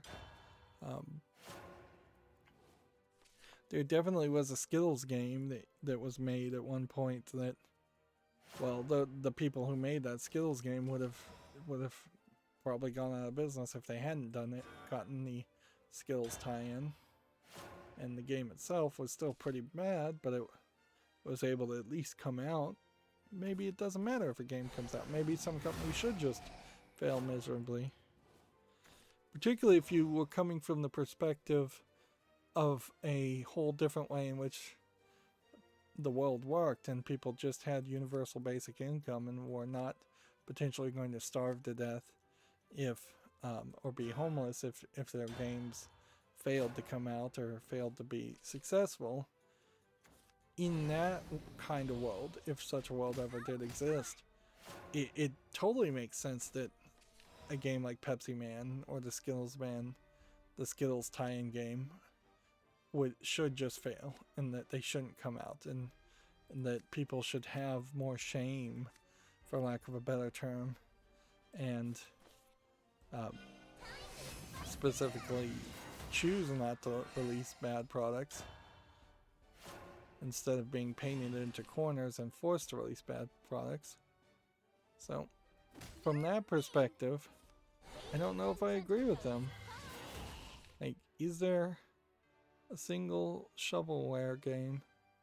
Like, and then when you get to games like this Rugrats game, like, I think people have nostalgia for Rugrats and would have been a lot happier if the Rugrats games, of which I'm sure there were quite a few, if only good versions of those games had come out, and that would have been that.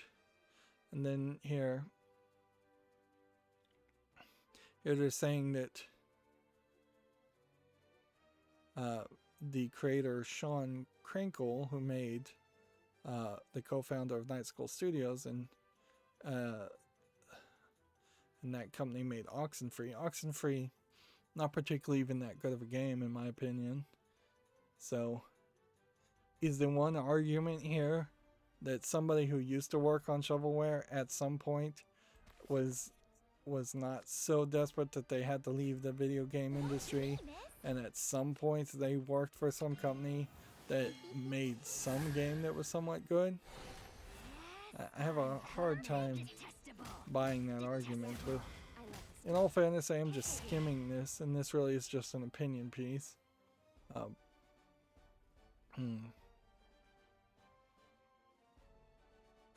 Yeah, I just don't kind of buy it at all. You're almost making the argument that somebody who is terrible at cooking should be allowed to continue to be a chef for perhaps 4, 8, 12 years, 20 years, still being a terrible cook, just because at one point maybe that person will turn into Gordon Ramsay. That just seems so ridiculously optimistic.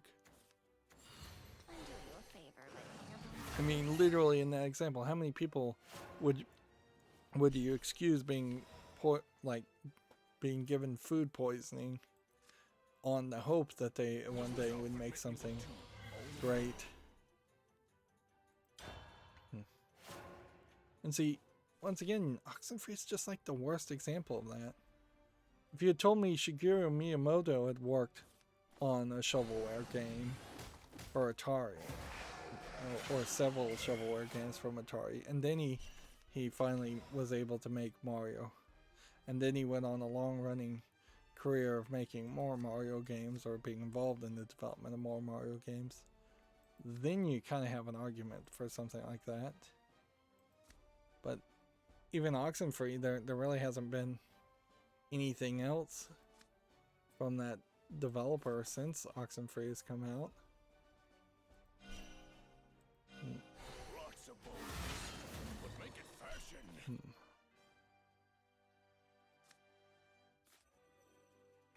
Come out wherever you are. And that definitely probably is an article that I should have skipped, because it's just going to take a whole bunch of time.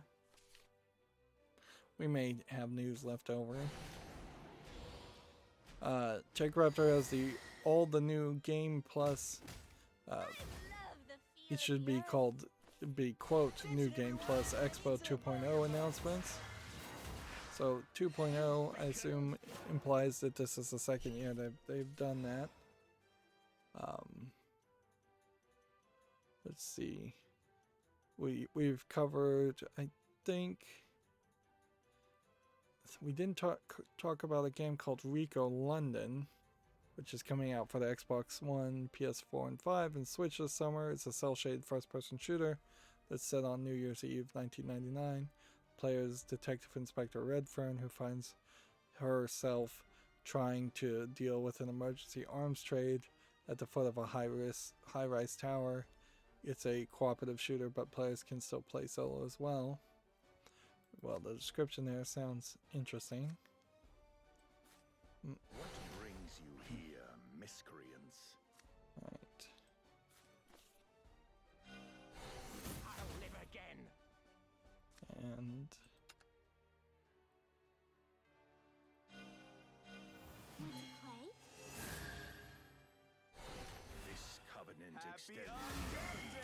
Death will not let you pass.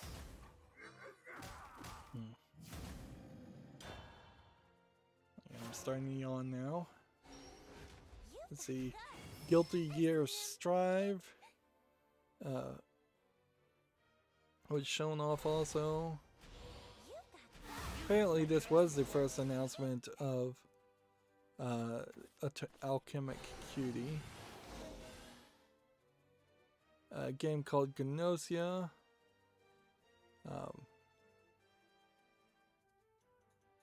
Seems like Gnosia might be like Among Us. Your flesh and bones are mine. I failed to understand.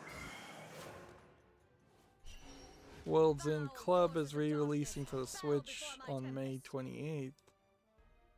Which half of these don't even have videos or pictures. Game called Connect Tank, which is building tanks.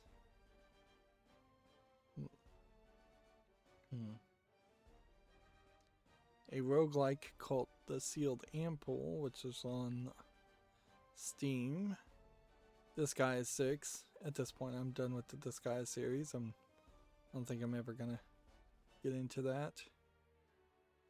Game called Dairoku Agents. I believe that's a visual novel. Guns and Goals. I didn't see anything about that.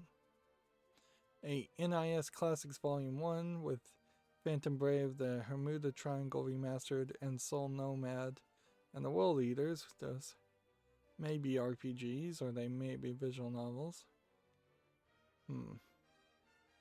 So yeah, there was more announcements than I thought there were. May we walk hand in hand till death do us part. Let's I long for you. Good luck. see if this works. Grant them Isn't courage. love amazing?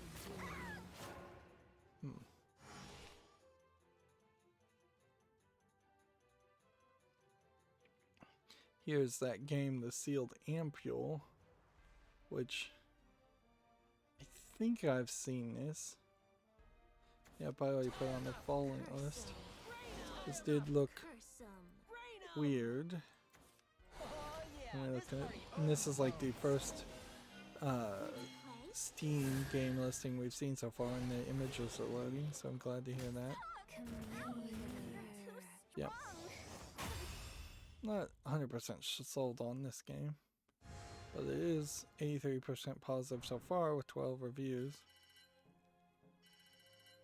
And I just got wrecked while I was not paying attention.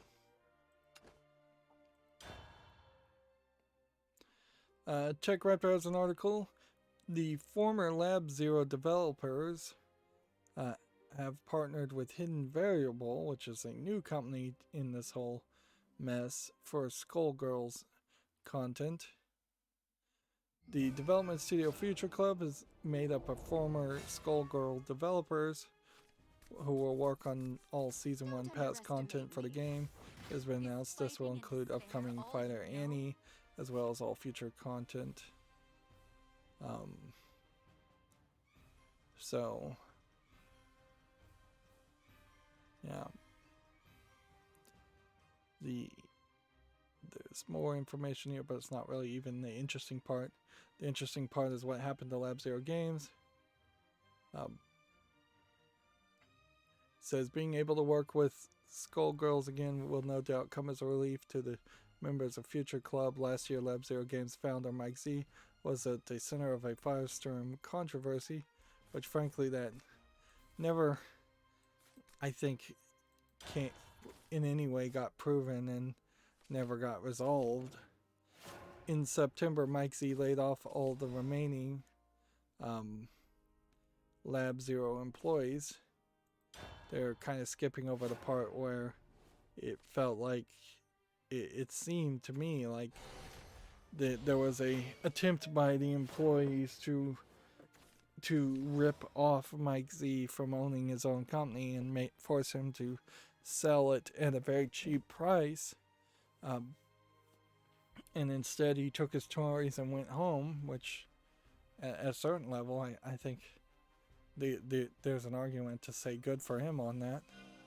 Like, it may very well be that he was a jerk, but there was definitely two elements, two very different narratives to focus on. One was that people were using the controversy to force him to sell the company at a price he did not want to sell it at. And then the other narrative was the actual controversy, which seems to not really gone anywhere. And if anything, I guess I have to applaud Mike Z. If he is guilty of everything he's been accused of, he is at least one of the best persons to actually shut up and not make it worse for themselves. Whereas every time there's a controversy around Randy Pitchford, he opens his mouth. Every time there's a controversy around most people, they open their mouth, and the cover up or the response is just way worse.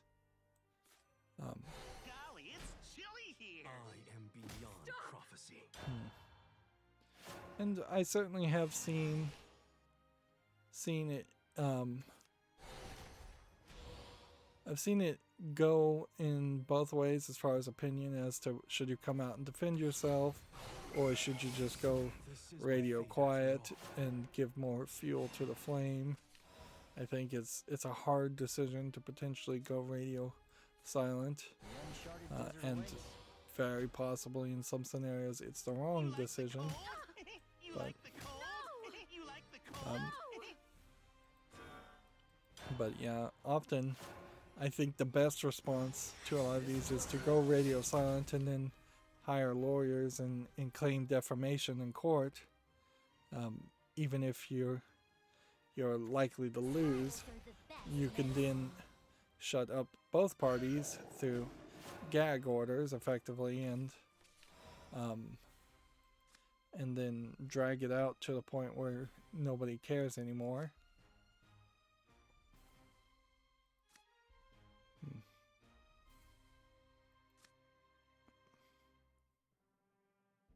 Alright, well, I can do this. I can't really do anything else. So I'd kind of prefer to do this. So sweet, you'll get cavities. Sweet enough for you? Feel free to call on Do me that. again. Cold? You like the Then- cold? Oh man, I could have killed this if I had hit that and then evolved that and hit it. TechCrafter does point out, for his part, Mike Z appears to have gone quiet. Lab Zero Games hasn't tweeted anything since June last year. And we haven't heard anything about upcoming projects from the studio either. In October of 2020, Zermont was suspended from working on the Guilty Gear netcode, which is not Skullgirls, so and that was a decision by the Guilty Gear producers, Arc System, saying they must resolve the allegations against them in good faith, which basically means they didn't want to be involved in the controversy, but they kind of did involve themselves in the controversy, but by picking a side, and I guess they kind of had to, or they felt the need to. I don't know if they really had to. Is that a human? Mana, come forth. I'm done sticking. I told you to leave. As far as I recall, though, I don't You think like the cold? Lab Zero Games has any employees at this point. I think it is straight up just his company, and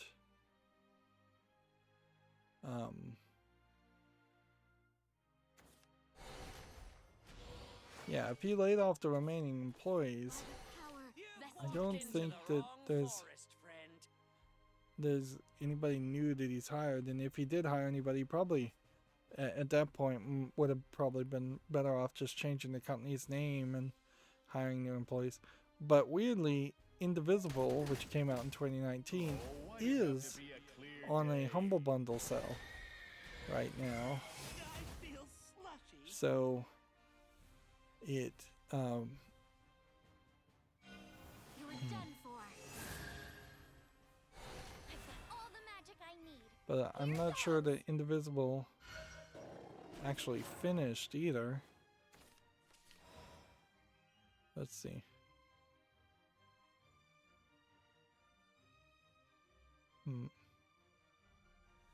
It's not labeled as a, last time I looked at it, it wasn't labeled as a early access game, but I feel like Indivisible never was really finished. Colors, same great taste.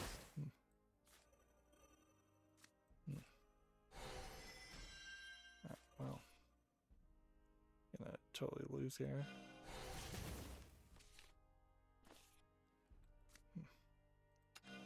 This match is mine. I have no plans to address flavor at this. Have a sip. Yeah, I really am in catch-up mode, and there's just a ton of tabs still open. Like, here we have an article as I was searching from 505 Games. Let's see. Great. How did I In light of the recent restructuring and dissolution of Lab Zero Games, 505 Games would like to clarify what it means for the future of Indivisible. At this stage, apart from content that's already been in submission, there will unfortunately be no more production of the game. We understand longtime players have been waiting for guest characters as well as some backer created characters. Regretfully, this additional content will not be added to the game. There's a version, as of this article, which was Razme's Challenges New Game Plus and Couch Co-op for the Switch. So, yeah. It's probably fairly finished game. I kind of feel like that that you can play from beginning to end, but I wouldn't be surprised if there is, say, some missing extras, like no retries are even working here. I hope I didn't just lose connection to the server. Well, everything else seems like it's working. This might be just a fault of Shadowverse. Yeah, we can see Indivisible listed on Steam. It's only 58% popular in the last 30 days, where it's 74% overall. I do have it on the wish list. Let's see if we can see what the reviews are. Review type negative. Kickstarter. Let's see.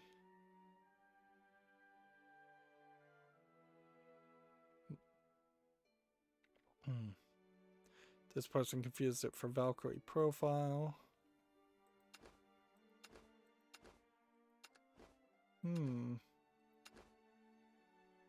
Well, I have no reason why Shadowverse shouldn't be working. Like, everything else seems like it's working.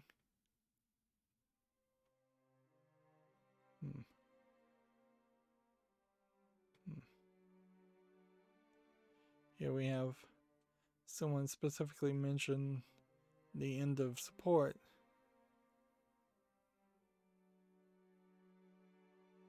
So, not really a review on the game. Very unpolished game. Bad story, moved by dumb plot devices and cheesy dialogue in situations. And for a cartoon style game, it's hard to be cheesy. The gameplay is basically super basic platforming with Metroidvania elements.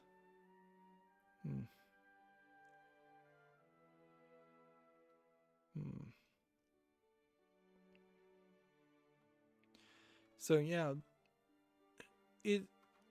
Indivisible was always an interesting looking game visually, and perhaps that's part of the problem, as there was this focus on the visuals, and gameplay wise, I'm not sure ever really had a chance to stand up. It looks that great. So like 9 playable guest characters were supposed to be introduced. I'm not sure all of those actually got introduced. $40 is a lot of money. Yeah, we may very well see that the reviews also just start taking a lower and lower score when people evaluate it in retrospect compared to what it actually, what they had hoped it to be. And here it is. Apparently I forfeited the match, which, fine, I was going to lose anyways.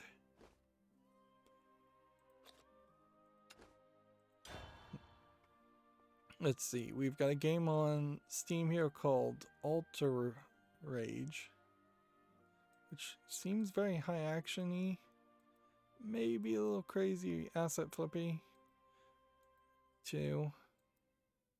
This one's a little bit weird to put an opinion on. Like, I don't want screenshots. Don't underestimate me. Even if I'm scrappy. Yeah, you see this guy, he's running, he's jumping, he's hacking and slashing. This all looks very interesting, although it kind of, with the visuals, looks like a tech demo too. It's early access for $2.99, English, Japanese, Chinese. I guess I have to put that on the fall list, and we'll see if maybe it can get more polish. That's what it desperately needs. We have a Gematsu article here. A gothic action RPG called Black Witchcraft launches in April for PC, followed by PS4, Xbox One, and Switch versions at some point in the future. And Black Witchcraft definitely feels like it might just be another one of these series that has an interesting visuals and an interesting name, and then the actual game might be fairly generic. Let's see, it seems like it's more of a flat 2D experience, and I don't know if this is, it's jumping all over the place. I don't know if this is a beat 'em up bullet hell game or what. It does kind of feel like a hack and slash beat 'em up game.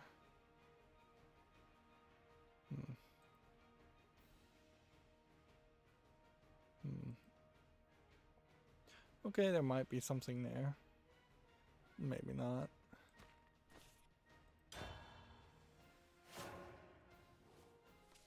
It reminds me of an anime that came out several years ago where it was people, it was a government organization hunting witches, and they had like these magic bullets that could shoot witches, otherwise they were immortal.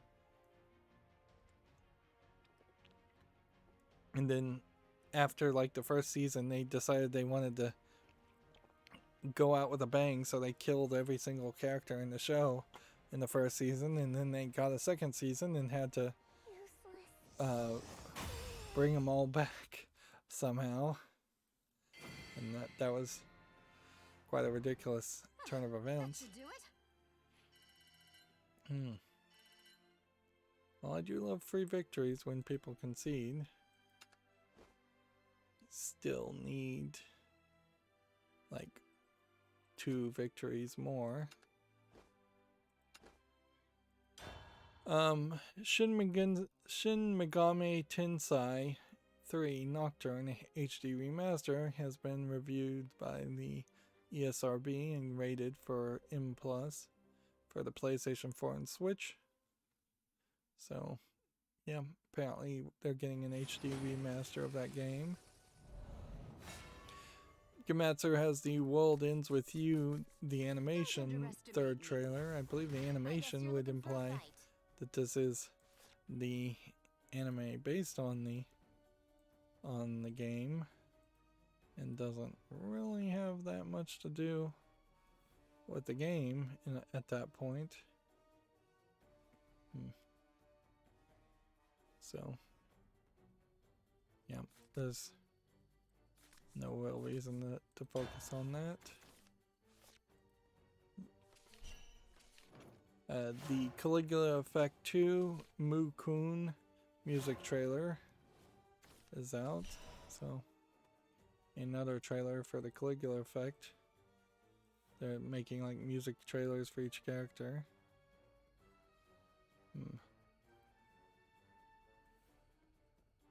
The visuals on the Caligula Effect 2 are much more colorful than the first one. The first one was very much only white and black outfits with a hint of red for every character.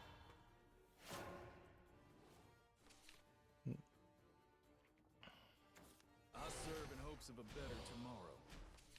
Here we've got a game on Steam called Dracula vs. the Ninja on the Moon, which that sounds like a cheesy joke game, which, if anything, I wonder if this is a cheesy video that has been turned into a game. That would really start to suck if some low effort videos started getting converted into video games in an effort to sell them twice. Let's see, it's 84 cents, English only. By the looks of it, it seems like it is just nothing but full motion video. It doesn't feel like it has an actual gameplay mechanic. The Verge has this article: the EU has approved Microsoft's 7.5 billion acquisition of Bethesda. At that point, Microsoft will have 23 first-party game studios, which that's more than enough to start thinking about shutting down some of them, such as Rare.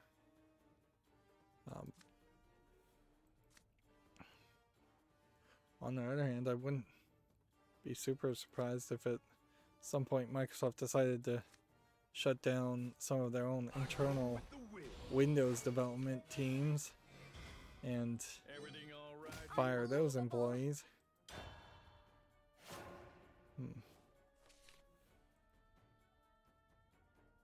Let's see.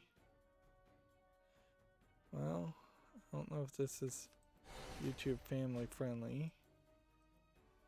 I think it probably is.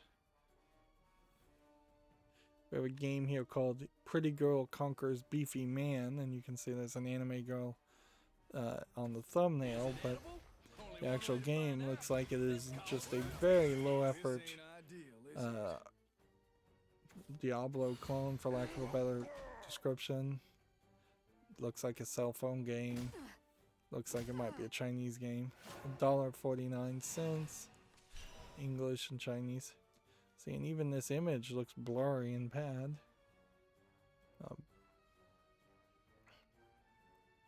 We definitely should see better efforts as far as translation to English. If you are going to list a game on Steam worldwide in English. Steam does not stop them by any means to put the native Chinese lettering if that's how they want to list their game, or if that's the level of their ability to translate, is that they can't translate. Second wind blow. Got to roam in style. No, you're not getting Got away. to roam in style. My stomach. Next we have Disaster Crisis, which looks like it's nothing. Just an RPG Maker game. English not supported, $5.39.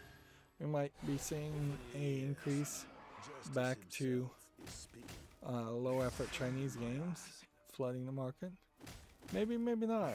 We may have very few tabs left.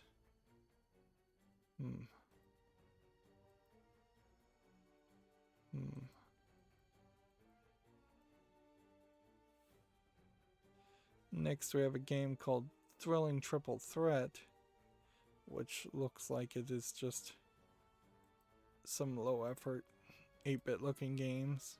I think maybe there's 2 or 3 of them mixed together.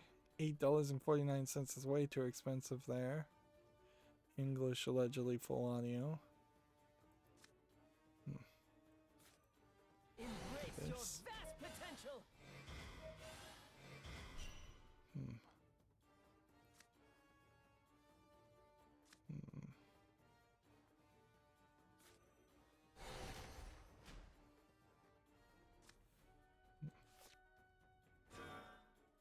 Opportunities abound. I messed up terribly there.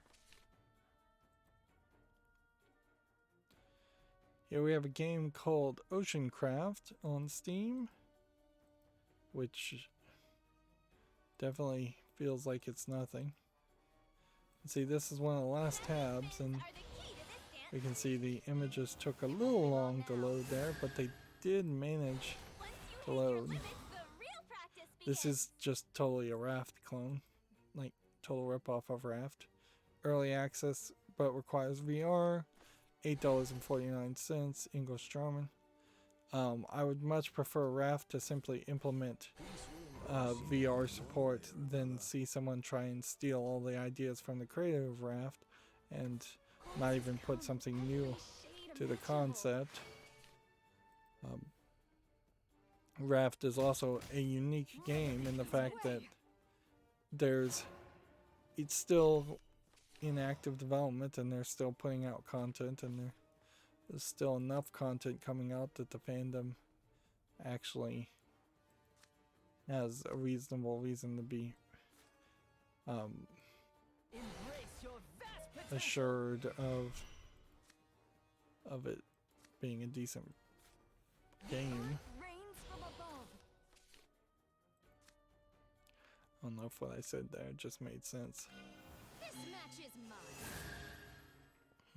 Learn to covet on a Like, greater almost scale. all games that are in early access don't feel like something you should own, where I would say Raft is one of the rare exceptions where if they never put out any more content, you wouldn't be happy by any means, but you also wouldn't feel like you were ripped off completely. Next, we have a game on Steam called Bamboo Forest, which it seems like it might be a puzzle game with a panda bear just trying to run over people or avoid people. I'm not even sure. It looks a lot like the Hitman Go game. Job, chickadee. $4.99 English Dutch. Interesting that a game about panda bears set in China would be only supporting the English language and the Dutch language. But okay. Apparently it's supposed to be a programming game, so maybe you're programming the panda bear to move. Quartz has come in every shade imaginable. But you're still basically playing the Hitman Go game at that point. This ends You have moves of forward, back, right, left, wait, end, and then function, which isn't really enough prompts, frankly, for a good programming game. Needs to be a little bit more there.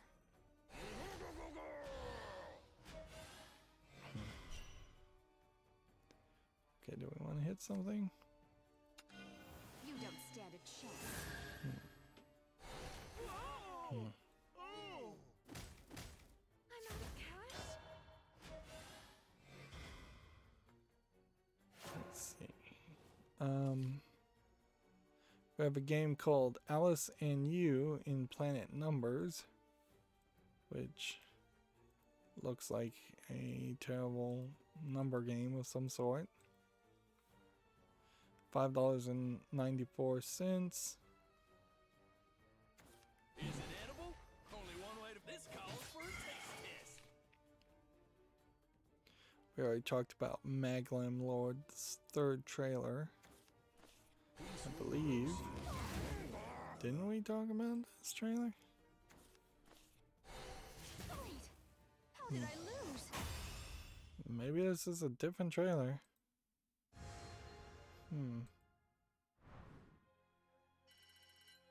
This game looks somewhat interesting, but not really.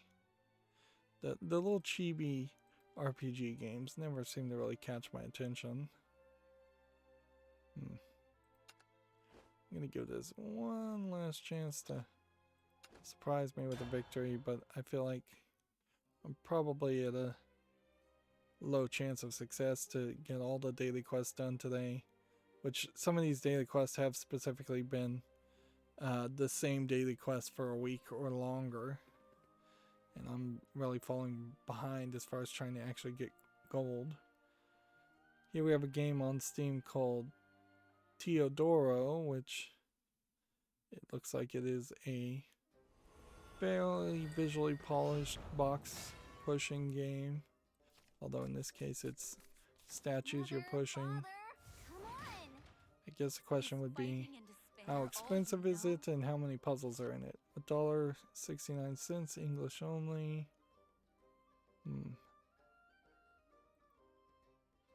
50 Sokoban puzzles. Is that what box pushing games are called? Sokoban?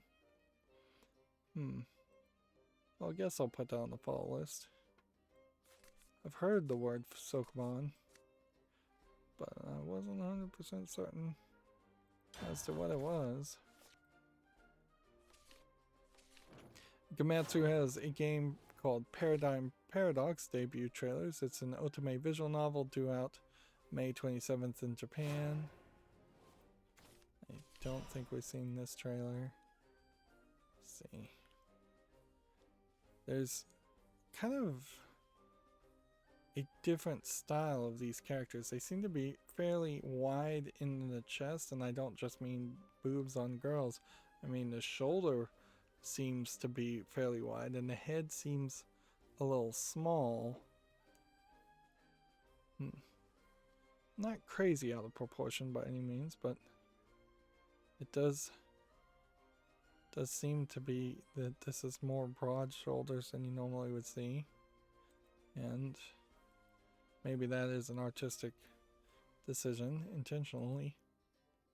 Looks like it has a branching path in the visual novel. Looks like there's several male suitors. Okay. Nothing amazingly surprising there.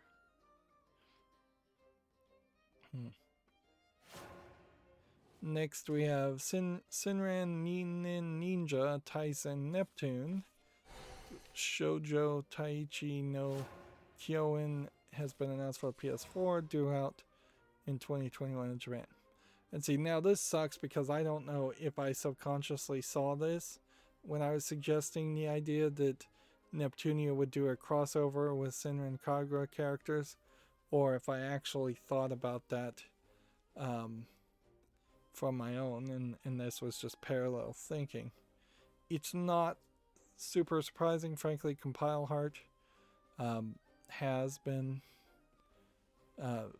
successful at publishing and self-publishing, I think, a lot of their games, whereas the Senran Kagura developer has been having trouble getting their games published and not having them be censored by people, and so they were very vocally and obviously in need of some support.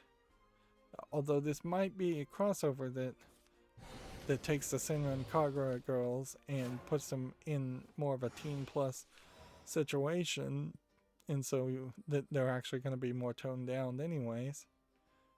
But yeah, here you have definitely a Senran Kagura character and definitely a Neptunia character. And there's probably going to have to be some explanation as to how the two worlds cross over. Yeah, we've got some figure models of characters in fairly scantily clad images. Let's see what the trailer looks like. Or I'll look at the trailer. We'll come over here and play, just in case it's not YouTube family friendly.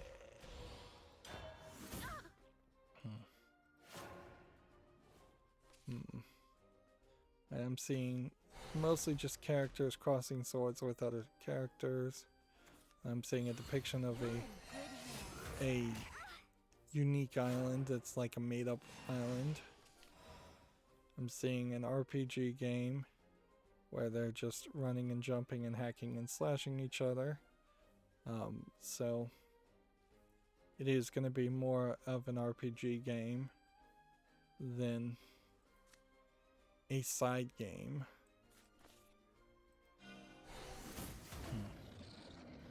Not seeing any clothes fall off the Senran and Kagura characters when they take damage. Not seeing any like groping mini games or reflexology mini games or anything like that. At least not yet.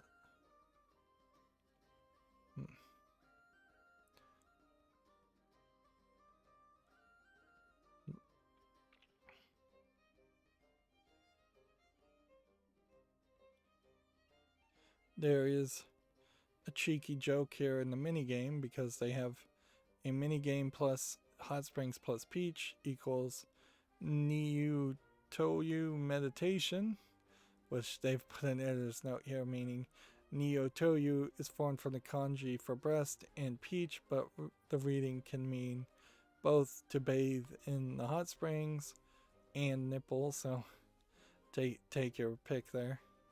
And I guess that's some of the wonderful weirdness of the Japanese language, that you could say one word and you could either mean to bathe in the hot springs or nipple, which are fairly different concepts.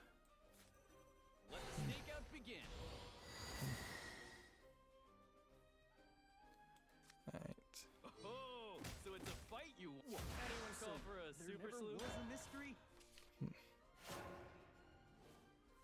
But yeah, I don't think we're going to get any more bits of information.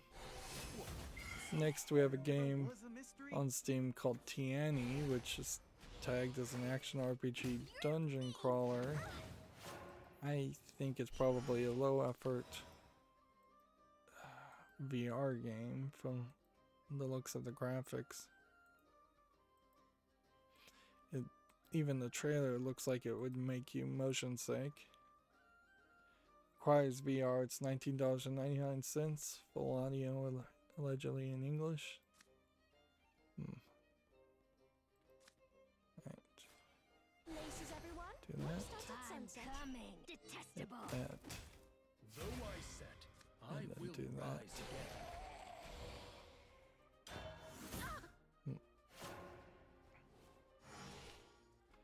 Next, we have a game on Steam called Polysynth Gunner, which this doesn't look like anything either. It just looks like a neon mess of visuals.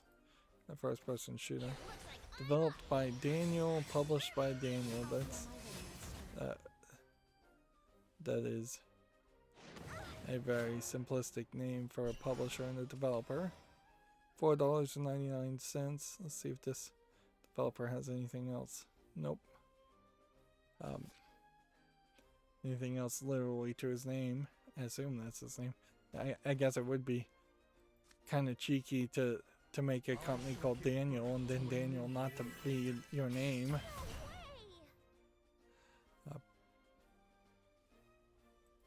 Can we evolve? Nope, we can't evolve that one.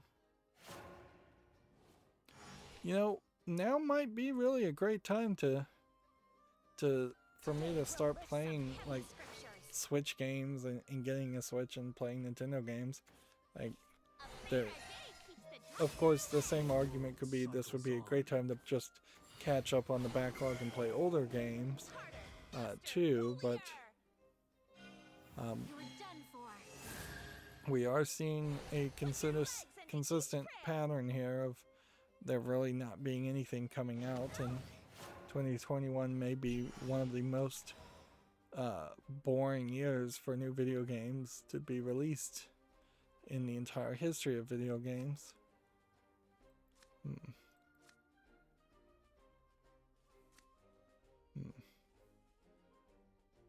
Let's see. Play that and have ward. Or we could do 5 damage. 5 damage is better. Could reanimate. You could do 2 damage.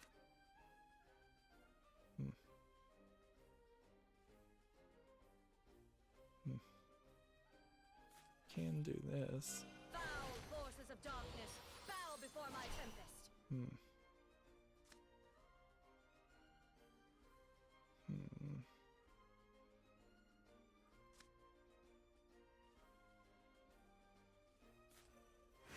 Together we are whole. Do that. We can just end the turn. Wind, grant them courage. Next, we have a game on Steam called 3 of Cards, which seems to be a game where you literally throw cards at people who try to get in your way. You start like hacking these computers, and then people start walking towards you. I don't know if you're Battle begins. trying to get specific cards or what. Like the entire concept doesn't really make any sense at all.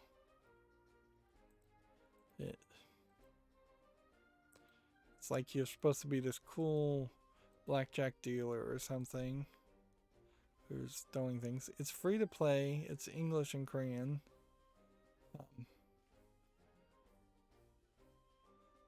Three of Cards is a movie-like noir stealth action game. I don't know if I believe you.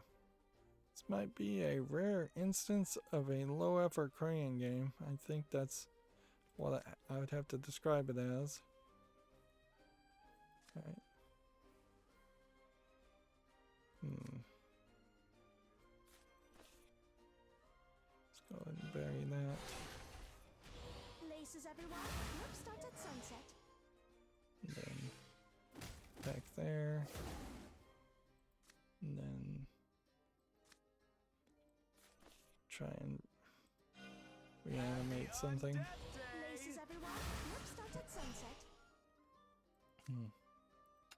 Go ahead and evolve.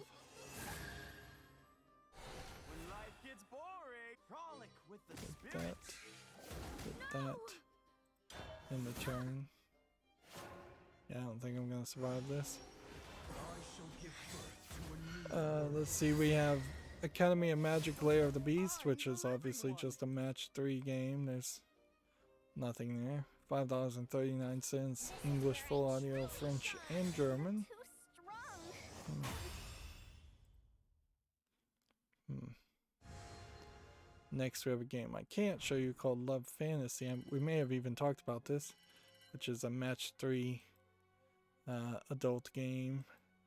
Seems like you're dating mermaids and other kinds of characters. It is much... Well, can I actually show off a character? Just for artistic reason? I guess I can, because there actually isn't any nudity in the screenshots. Yeah, it's mermaids and characters like that. It seems like there's at least 2. It's really just stealing the ideas of Honey Pop. It's $1.63, English simplified Chinese. Although, in all fairness, maybe it doesn't have anywhere as much content or interaction or just entertainment value as Honey Pop, but it does have the right price for an adult game.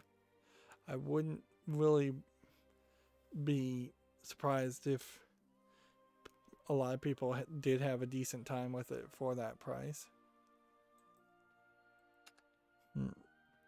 And see, we have like 4 more tabs open, and yeah, ideally I'd get 1 more victory, but you can see in an hour and 45 minutes I'm gonna reset the daily mission again, so I would have to play off screen if I even have a chance to get these daily missions reset and get back on a path of trying to get most daily missions done at least on Monday, Wednesday, and Friday.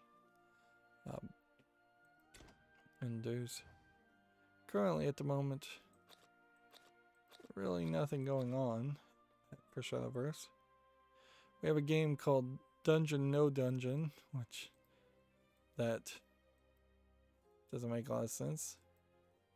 Some of this artwork feels a little bit more visually polished than I would expect. Like, this kind of looks like you have unique damage for each part of your armor in a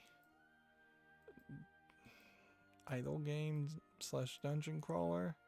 I don't know if there actually is any experience here when you're not just player versus player. It does seem to be in lines, like that other game that I've forgotten the name of. It's early access for $8.99, third-party EULA, English and Chinese. It's already mixed reviewed, but I'm gonna put it on the follow list just in case. I'm gonna be generous. Next, we have a game called Drema, D-R-E-M-A, which, yeah, that seems like it's just a horror asset flip walking simulator. It's $1.99 English and Russian. Let's see. Next, we have Smash Track Drifters, which, yeah, I don't think there's really anything here of interest. Now, visually for a racing game, it's a little too rough. Doesn't seem like there's any other cars on the road. Doesn't seem like it has more than a couple of locations. I'm not sure if there's just one location where you do a bunch of jumps and one location where you're on a track. This is early access for $4.79 English only.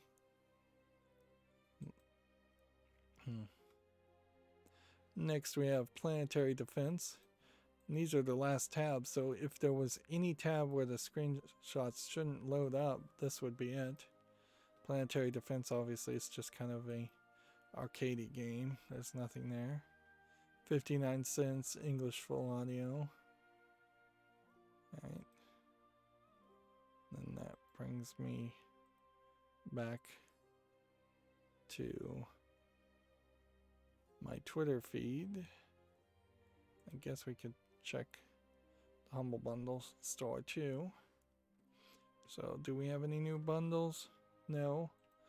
But we do have the Tales of Love and Adventure bundle that has one more day to it, which for $1 gives you Tales of Monkey Island, the complete package, and then Telltale Batman, Neocab, Half Past Fate, and Reventure. Then 12 is Black Sad and Hive Swap Act 2. And then if you pay $15, you'll get Indivisible, which is still a little expensive, but it's way better than the $40 listed on Steam. Although, once again, arguable that maybe nobody cares about Indivisible. I wouldn't be surprised if Indivisible actually did disappear from sale and there was very little outcry or interest on that news. Right, so I'm going to go through my Twitter feed, and this is where it's going to be a little awkward because of Twitter being a problem and not updating. It shouldn't be too big of an issue, but it could mean that I'm still going to miss some announcements because it just is not worth it to specifically focus on going through 4 different Twitter pages and feeds to catch up. Alright, so we have now started to see more tweets around International Women's Day. It seems like everybody just woke up late. So we'll go through a small gallery here of people that I follow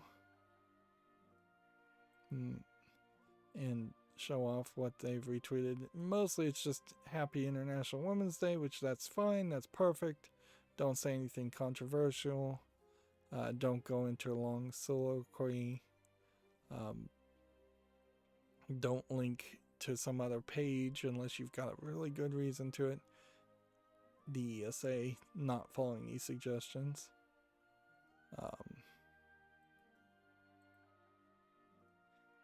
Let's see. But yeah.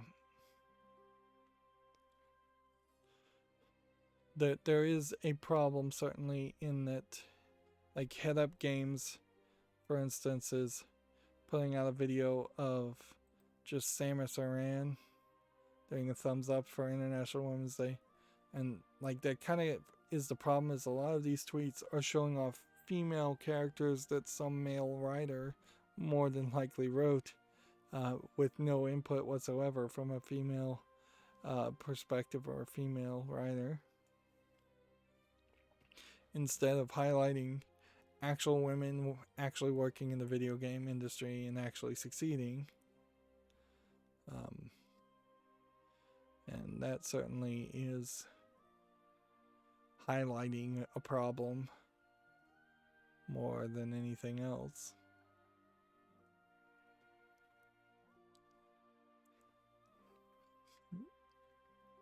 It's a weird kind of tokenism, if anything. At least 2K Games deserve some applause for highlighting a real person, Diana Tan, the marketing director for 2K Asia Publishing. And they actually got a quote from her, and put it here. And that's something, at least.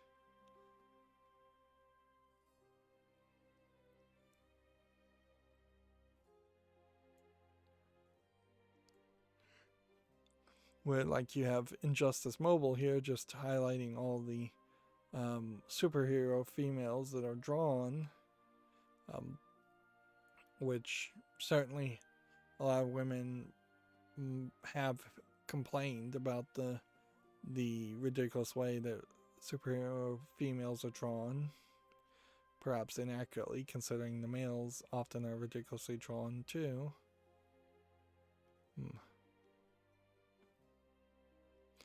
Here they're highlighting, let's see, a character, somebody named Mono Sorcil, which has made this collection of, I guess, weirdly drawn female Batman characters and DC characters. That looks really, really weird. It's like a French art style or something. I don't even know what to really say there. To that, like, that's an odd pick. And not an art style I would really appreciate. I might be able to put up with it if it made sense for the story, but I don't think it did. Insomniac Games shouts out a person named Jordan Holland, is a QA developer at Insomniac Games on Ratchet for the PlayStation 5, which they don't even have like a picture or anything, but at least they have a shout out for somebody real.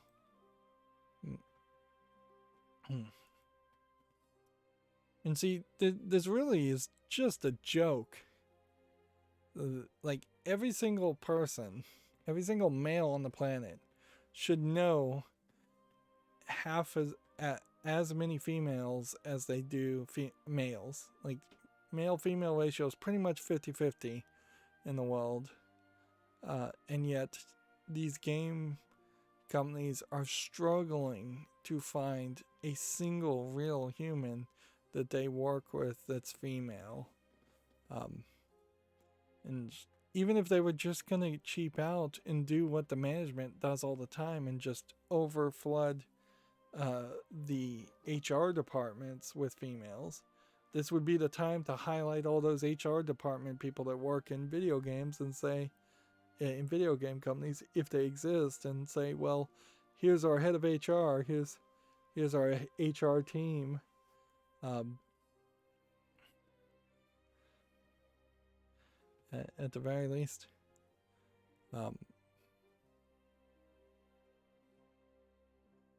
I feel like if this was being done in the 40s or 50s or even 60s, there would at least be a secretary's pool of females that you could point to. And instead of that, it has become a case where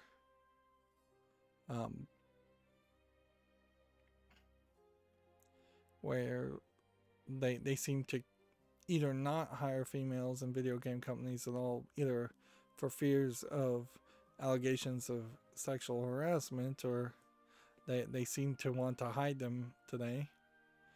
DICE seems to have kind of done it well. They have this person Hazel, no last name, senior development director for games at DICE. And then they have Kim Ava working as lead 3D artist at DICE. These are all tweeted at the same time. We have Laura, associate quality designer. Like, at least DICE seems to be actually hiring females, or maybe unless they just faked all of this, and that'd be a ridiculous, unfounded claim to make. We have Rachel as a technical artist working on surface shaders for Battlefield, next to a Silent Hill sign. Here we have Emily, a UI software engineer. Here we have Katie. Maybe EA DICE forced them all to fill out these tweets, but it looks nice at the very least. Experienced designer. Nobody here being labeled as a HR person. Natalie, senior experienced designer for Battlefield franchise. Although I guess EA DICE also was the one that had all the complaints about putting the female with the robotic arm in the most recent Battlefield games, and then emphasizing that in the trailer, and then that character not really even playing a role in the main game. Linda Sojquist, I suppose is how you would pronounce that, is a voiceover designer. But yeah, a decent number of people to at least promote it. Here we have a producer for the Battlefield franchise with hardware and soldiers and core graphic teams, Marie Busgard Greenland. Another thing that's standing out here with EA DICE is that it is obviously a European country, so perhaps there are just more European laws that have forced EA DICE to hire more females compared to other countries like the United States and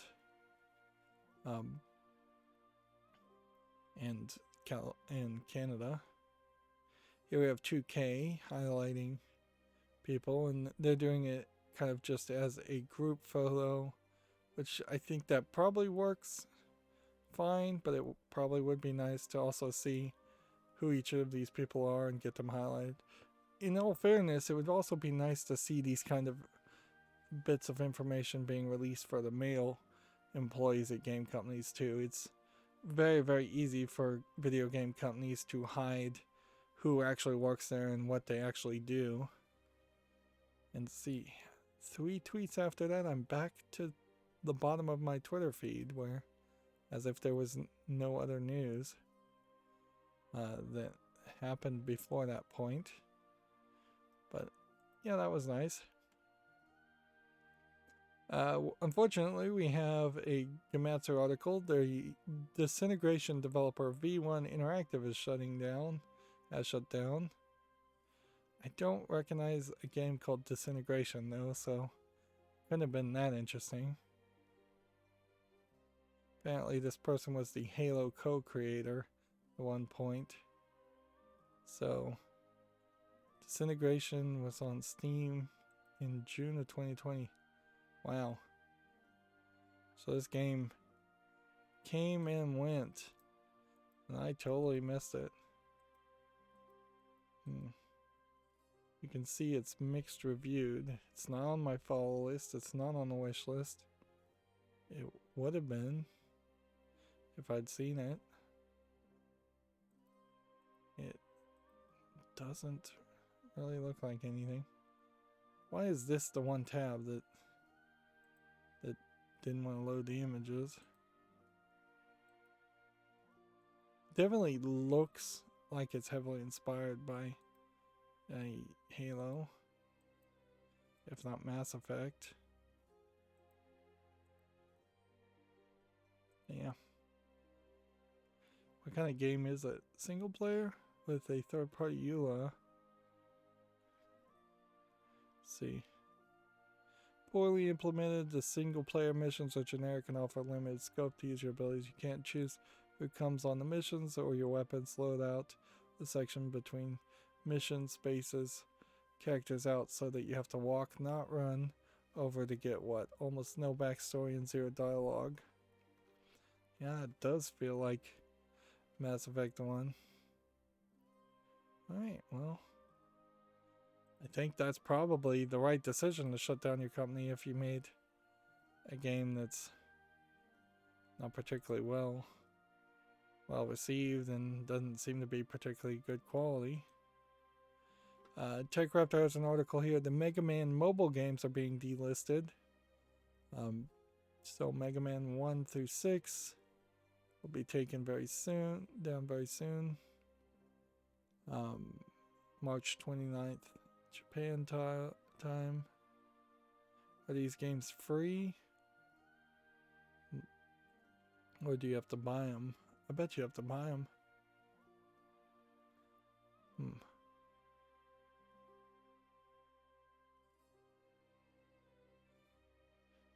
Frame rate is completely broken in this version. It doesn't feel smooth. Yes, if an NES emulator and ROM is downloaded, it runs perfectly. So there's no excuse to not get the official versions right. What I don't understand is how someone at Capcom played this and decided it's good and loaded it onto the Google Play Store. It sucks. Apparently, that was a review. So, yeah. It doesn't sound very off for Capcom either. Several of the Japanese companies kind of don't care about the quality of games and will just try to make some money off of it. And see, here's Borderlands 3 tweet for International Women's Day, which is to literally just show the female characters. In all fairness, I guess they probably had a female voice actor play each of these roles, perhaps a voice actor playing several of these characters. And if this is Tiny Tina grown up, I don't know who this character is, or this character, or this character. Several of these characters had to have been introduced in Borderlands 3, and some of these characters definitely look different. I don't know if I know who that character is either.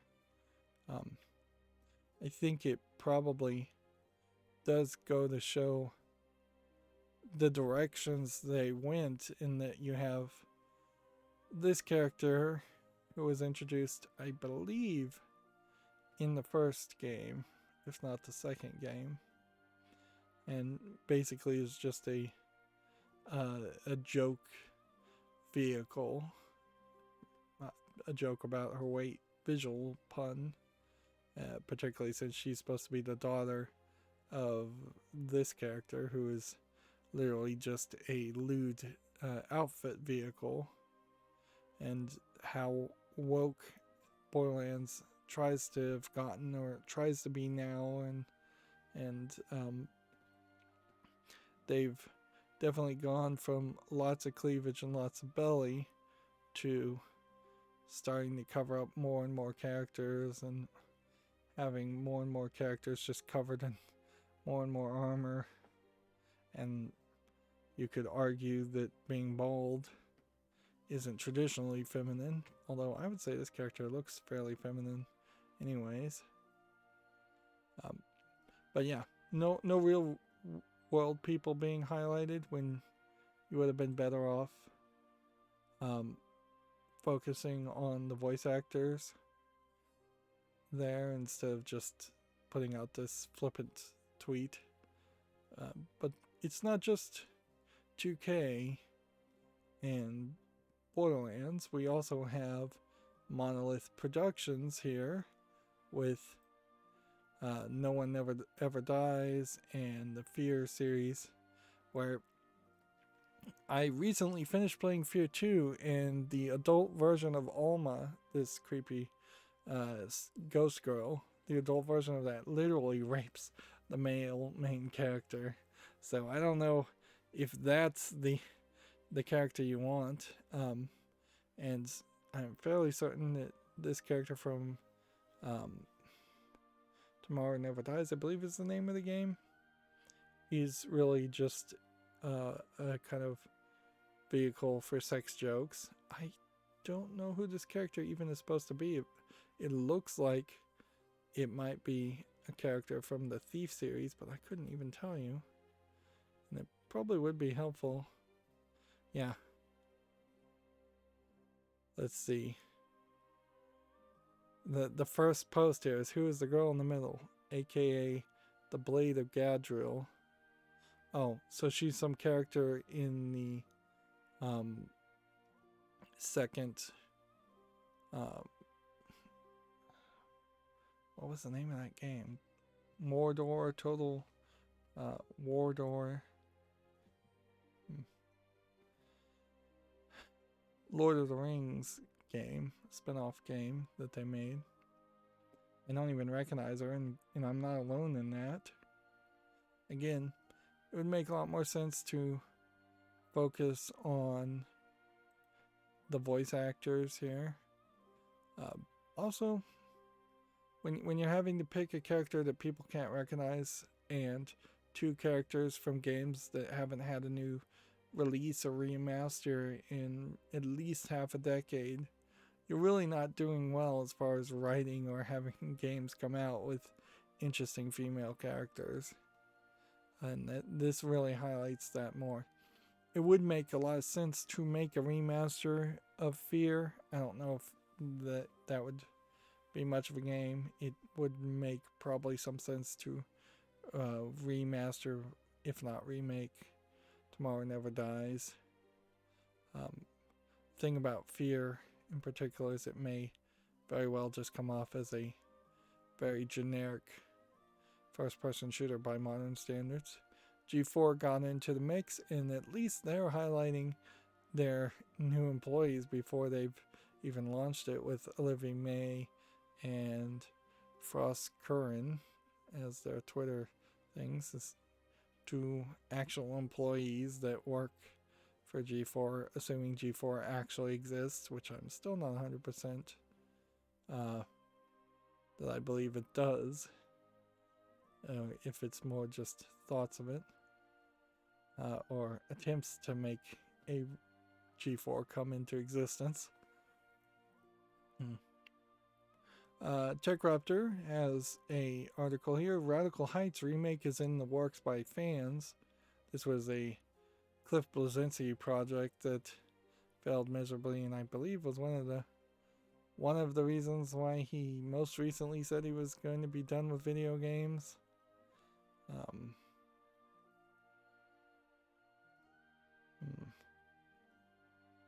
But yeah, I don't even remember that much about Radical Heights, and it really only came out maybe 2 or 3 years ago and didn't succeed at all. Now, the ESA linked to a whole article about Women's History Month, which, I mean, you're going all the way to Grace Murray Hopper, which is computers related more than video game. Carol Shaw, who worked at Atari, which Atari was probably one of the most gender diverse video game companies, and it became much less so once it was acquired by the larger company of Warner Brothers, or Time Warner at the time.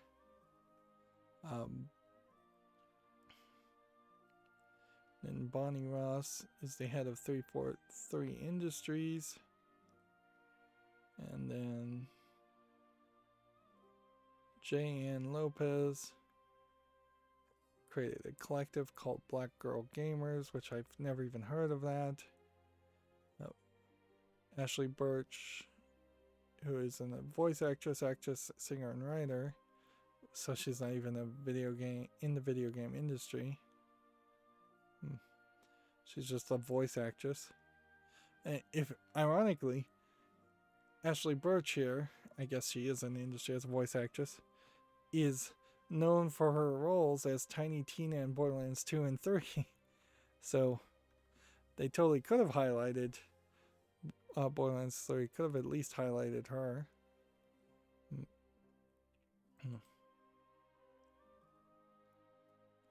And then we have a game on Steam here called Flipping Cactus, spelled with a K. I think there's actually a game here. Well, it's not out yet, so I don't even have to worry about it. I'm just gonna not worry about it. Then we have a game called Marooned. There might be an idea of playing a game where you're marooned on an island. At a certain point, that is just like every other survival game. I would much prefer if there was a video game form of Johnny Castaway, the old screensaver, where it was comedic. $2.99, English full audio. I don't know how that would really play, though. It almost seems like that would have to be a roguelike game with random events, and where you just had to make a simplistic decision to do one thing or the other, much like His Majesty, where you just swing a card left and right. Here we have a game called Dark and Glory, which is just a fantasy game. Doesn't look particularly interesting. Early access, $15, English full audio allegedly. Got about 2 more tabs. Here we have a game called Puzzle Challengers, which just looks like bad drawings of puzzle games. At 89 cents, English only. Yep. And I don't think the sponsored content is even going to load. I think something about the ad blocker I have set up, it's not going to make it load. I don't even know why I'm highlighting sponsored content, but Gamma Sutra has a sponsored content called Remote Game Development During Lockdown and Beyond, which, okay. If you're interested in watching this YouTube video or reading the article, check that out. Okay, well, unless there's just something else new that happened.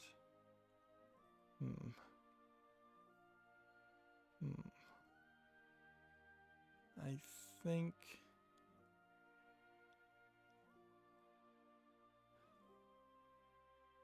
think we've got not that much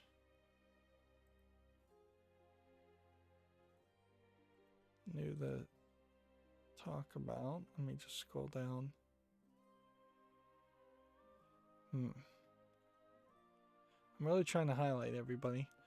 So we have the editor at BioWare getting highlighted for working at Star Wars The Old Republic and Dragon Age, Karen Weeks. This is IGDA that's highlighting her, not BioWare.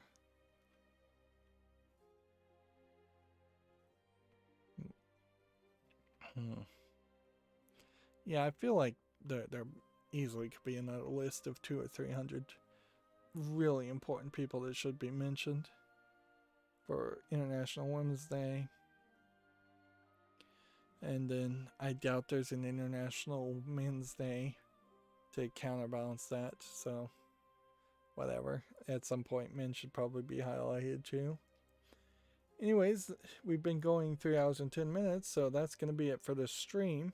As always, I ask you to like, share, subscribe, comment, and watch every second of my videos. If you want a friend or follow me on any social media sites, there's a whole bunch of links down below. And if you want to support me further, there's a link to Patreon, or you can friend me on Steam and get me a game off my wishlist. Thank you for watching. Have a good evening.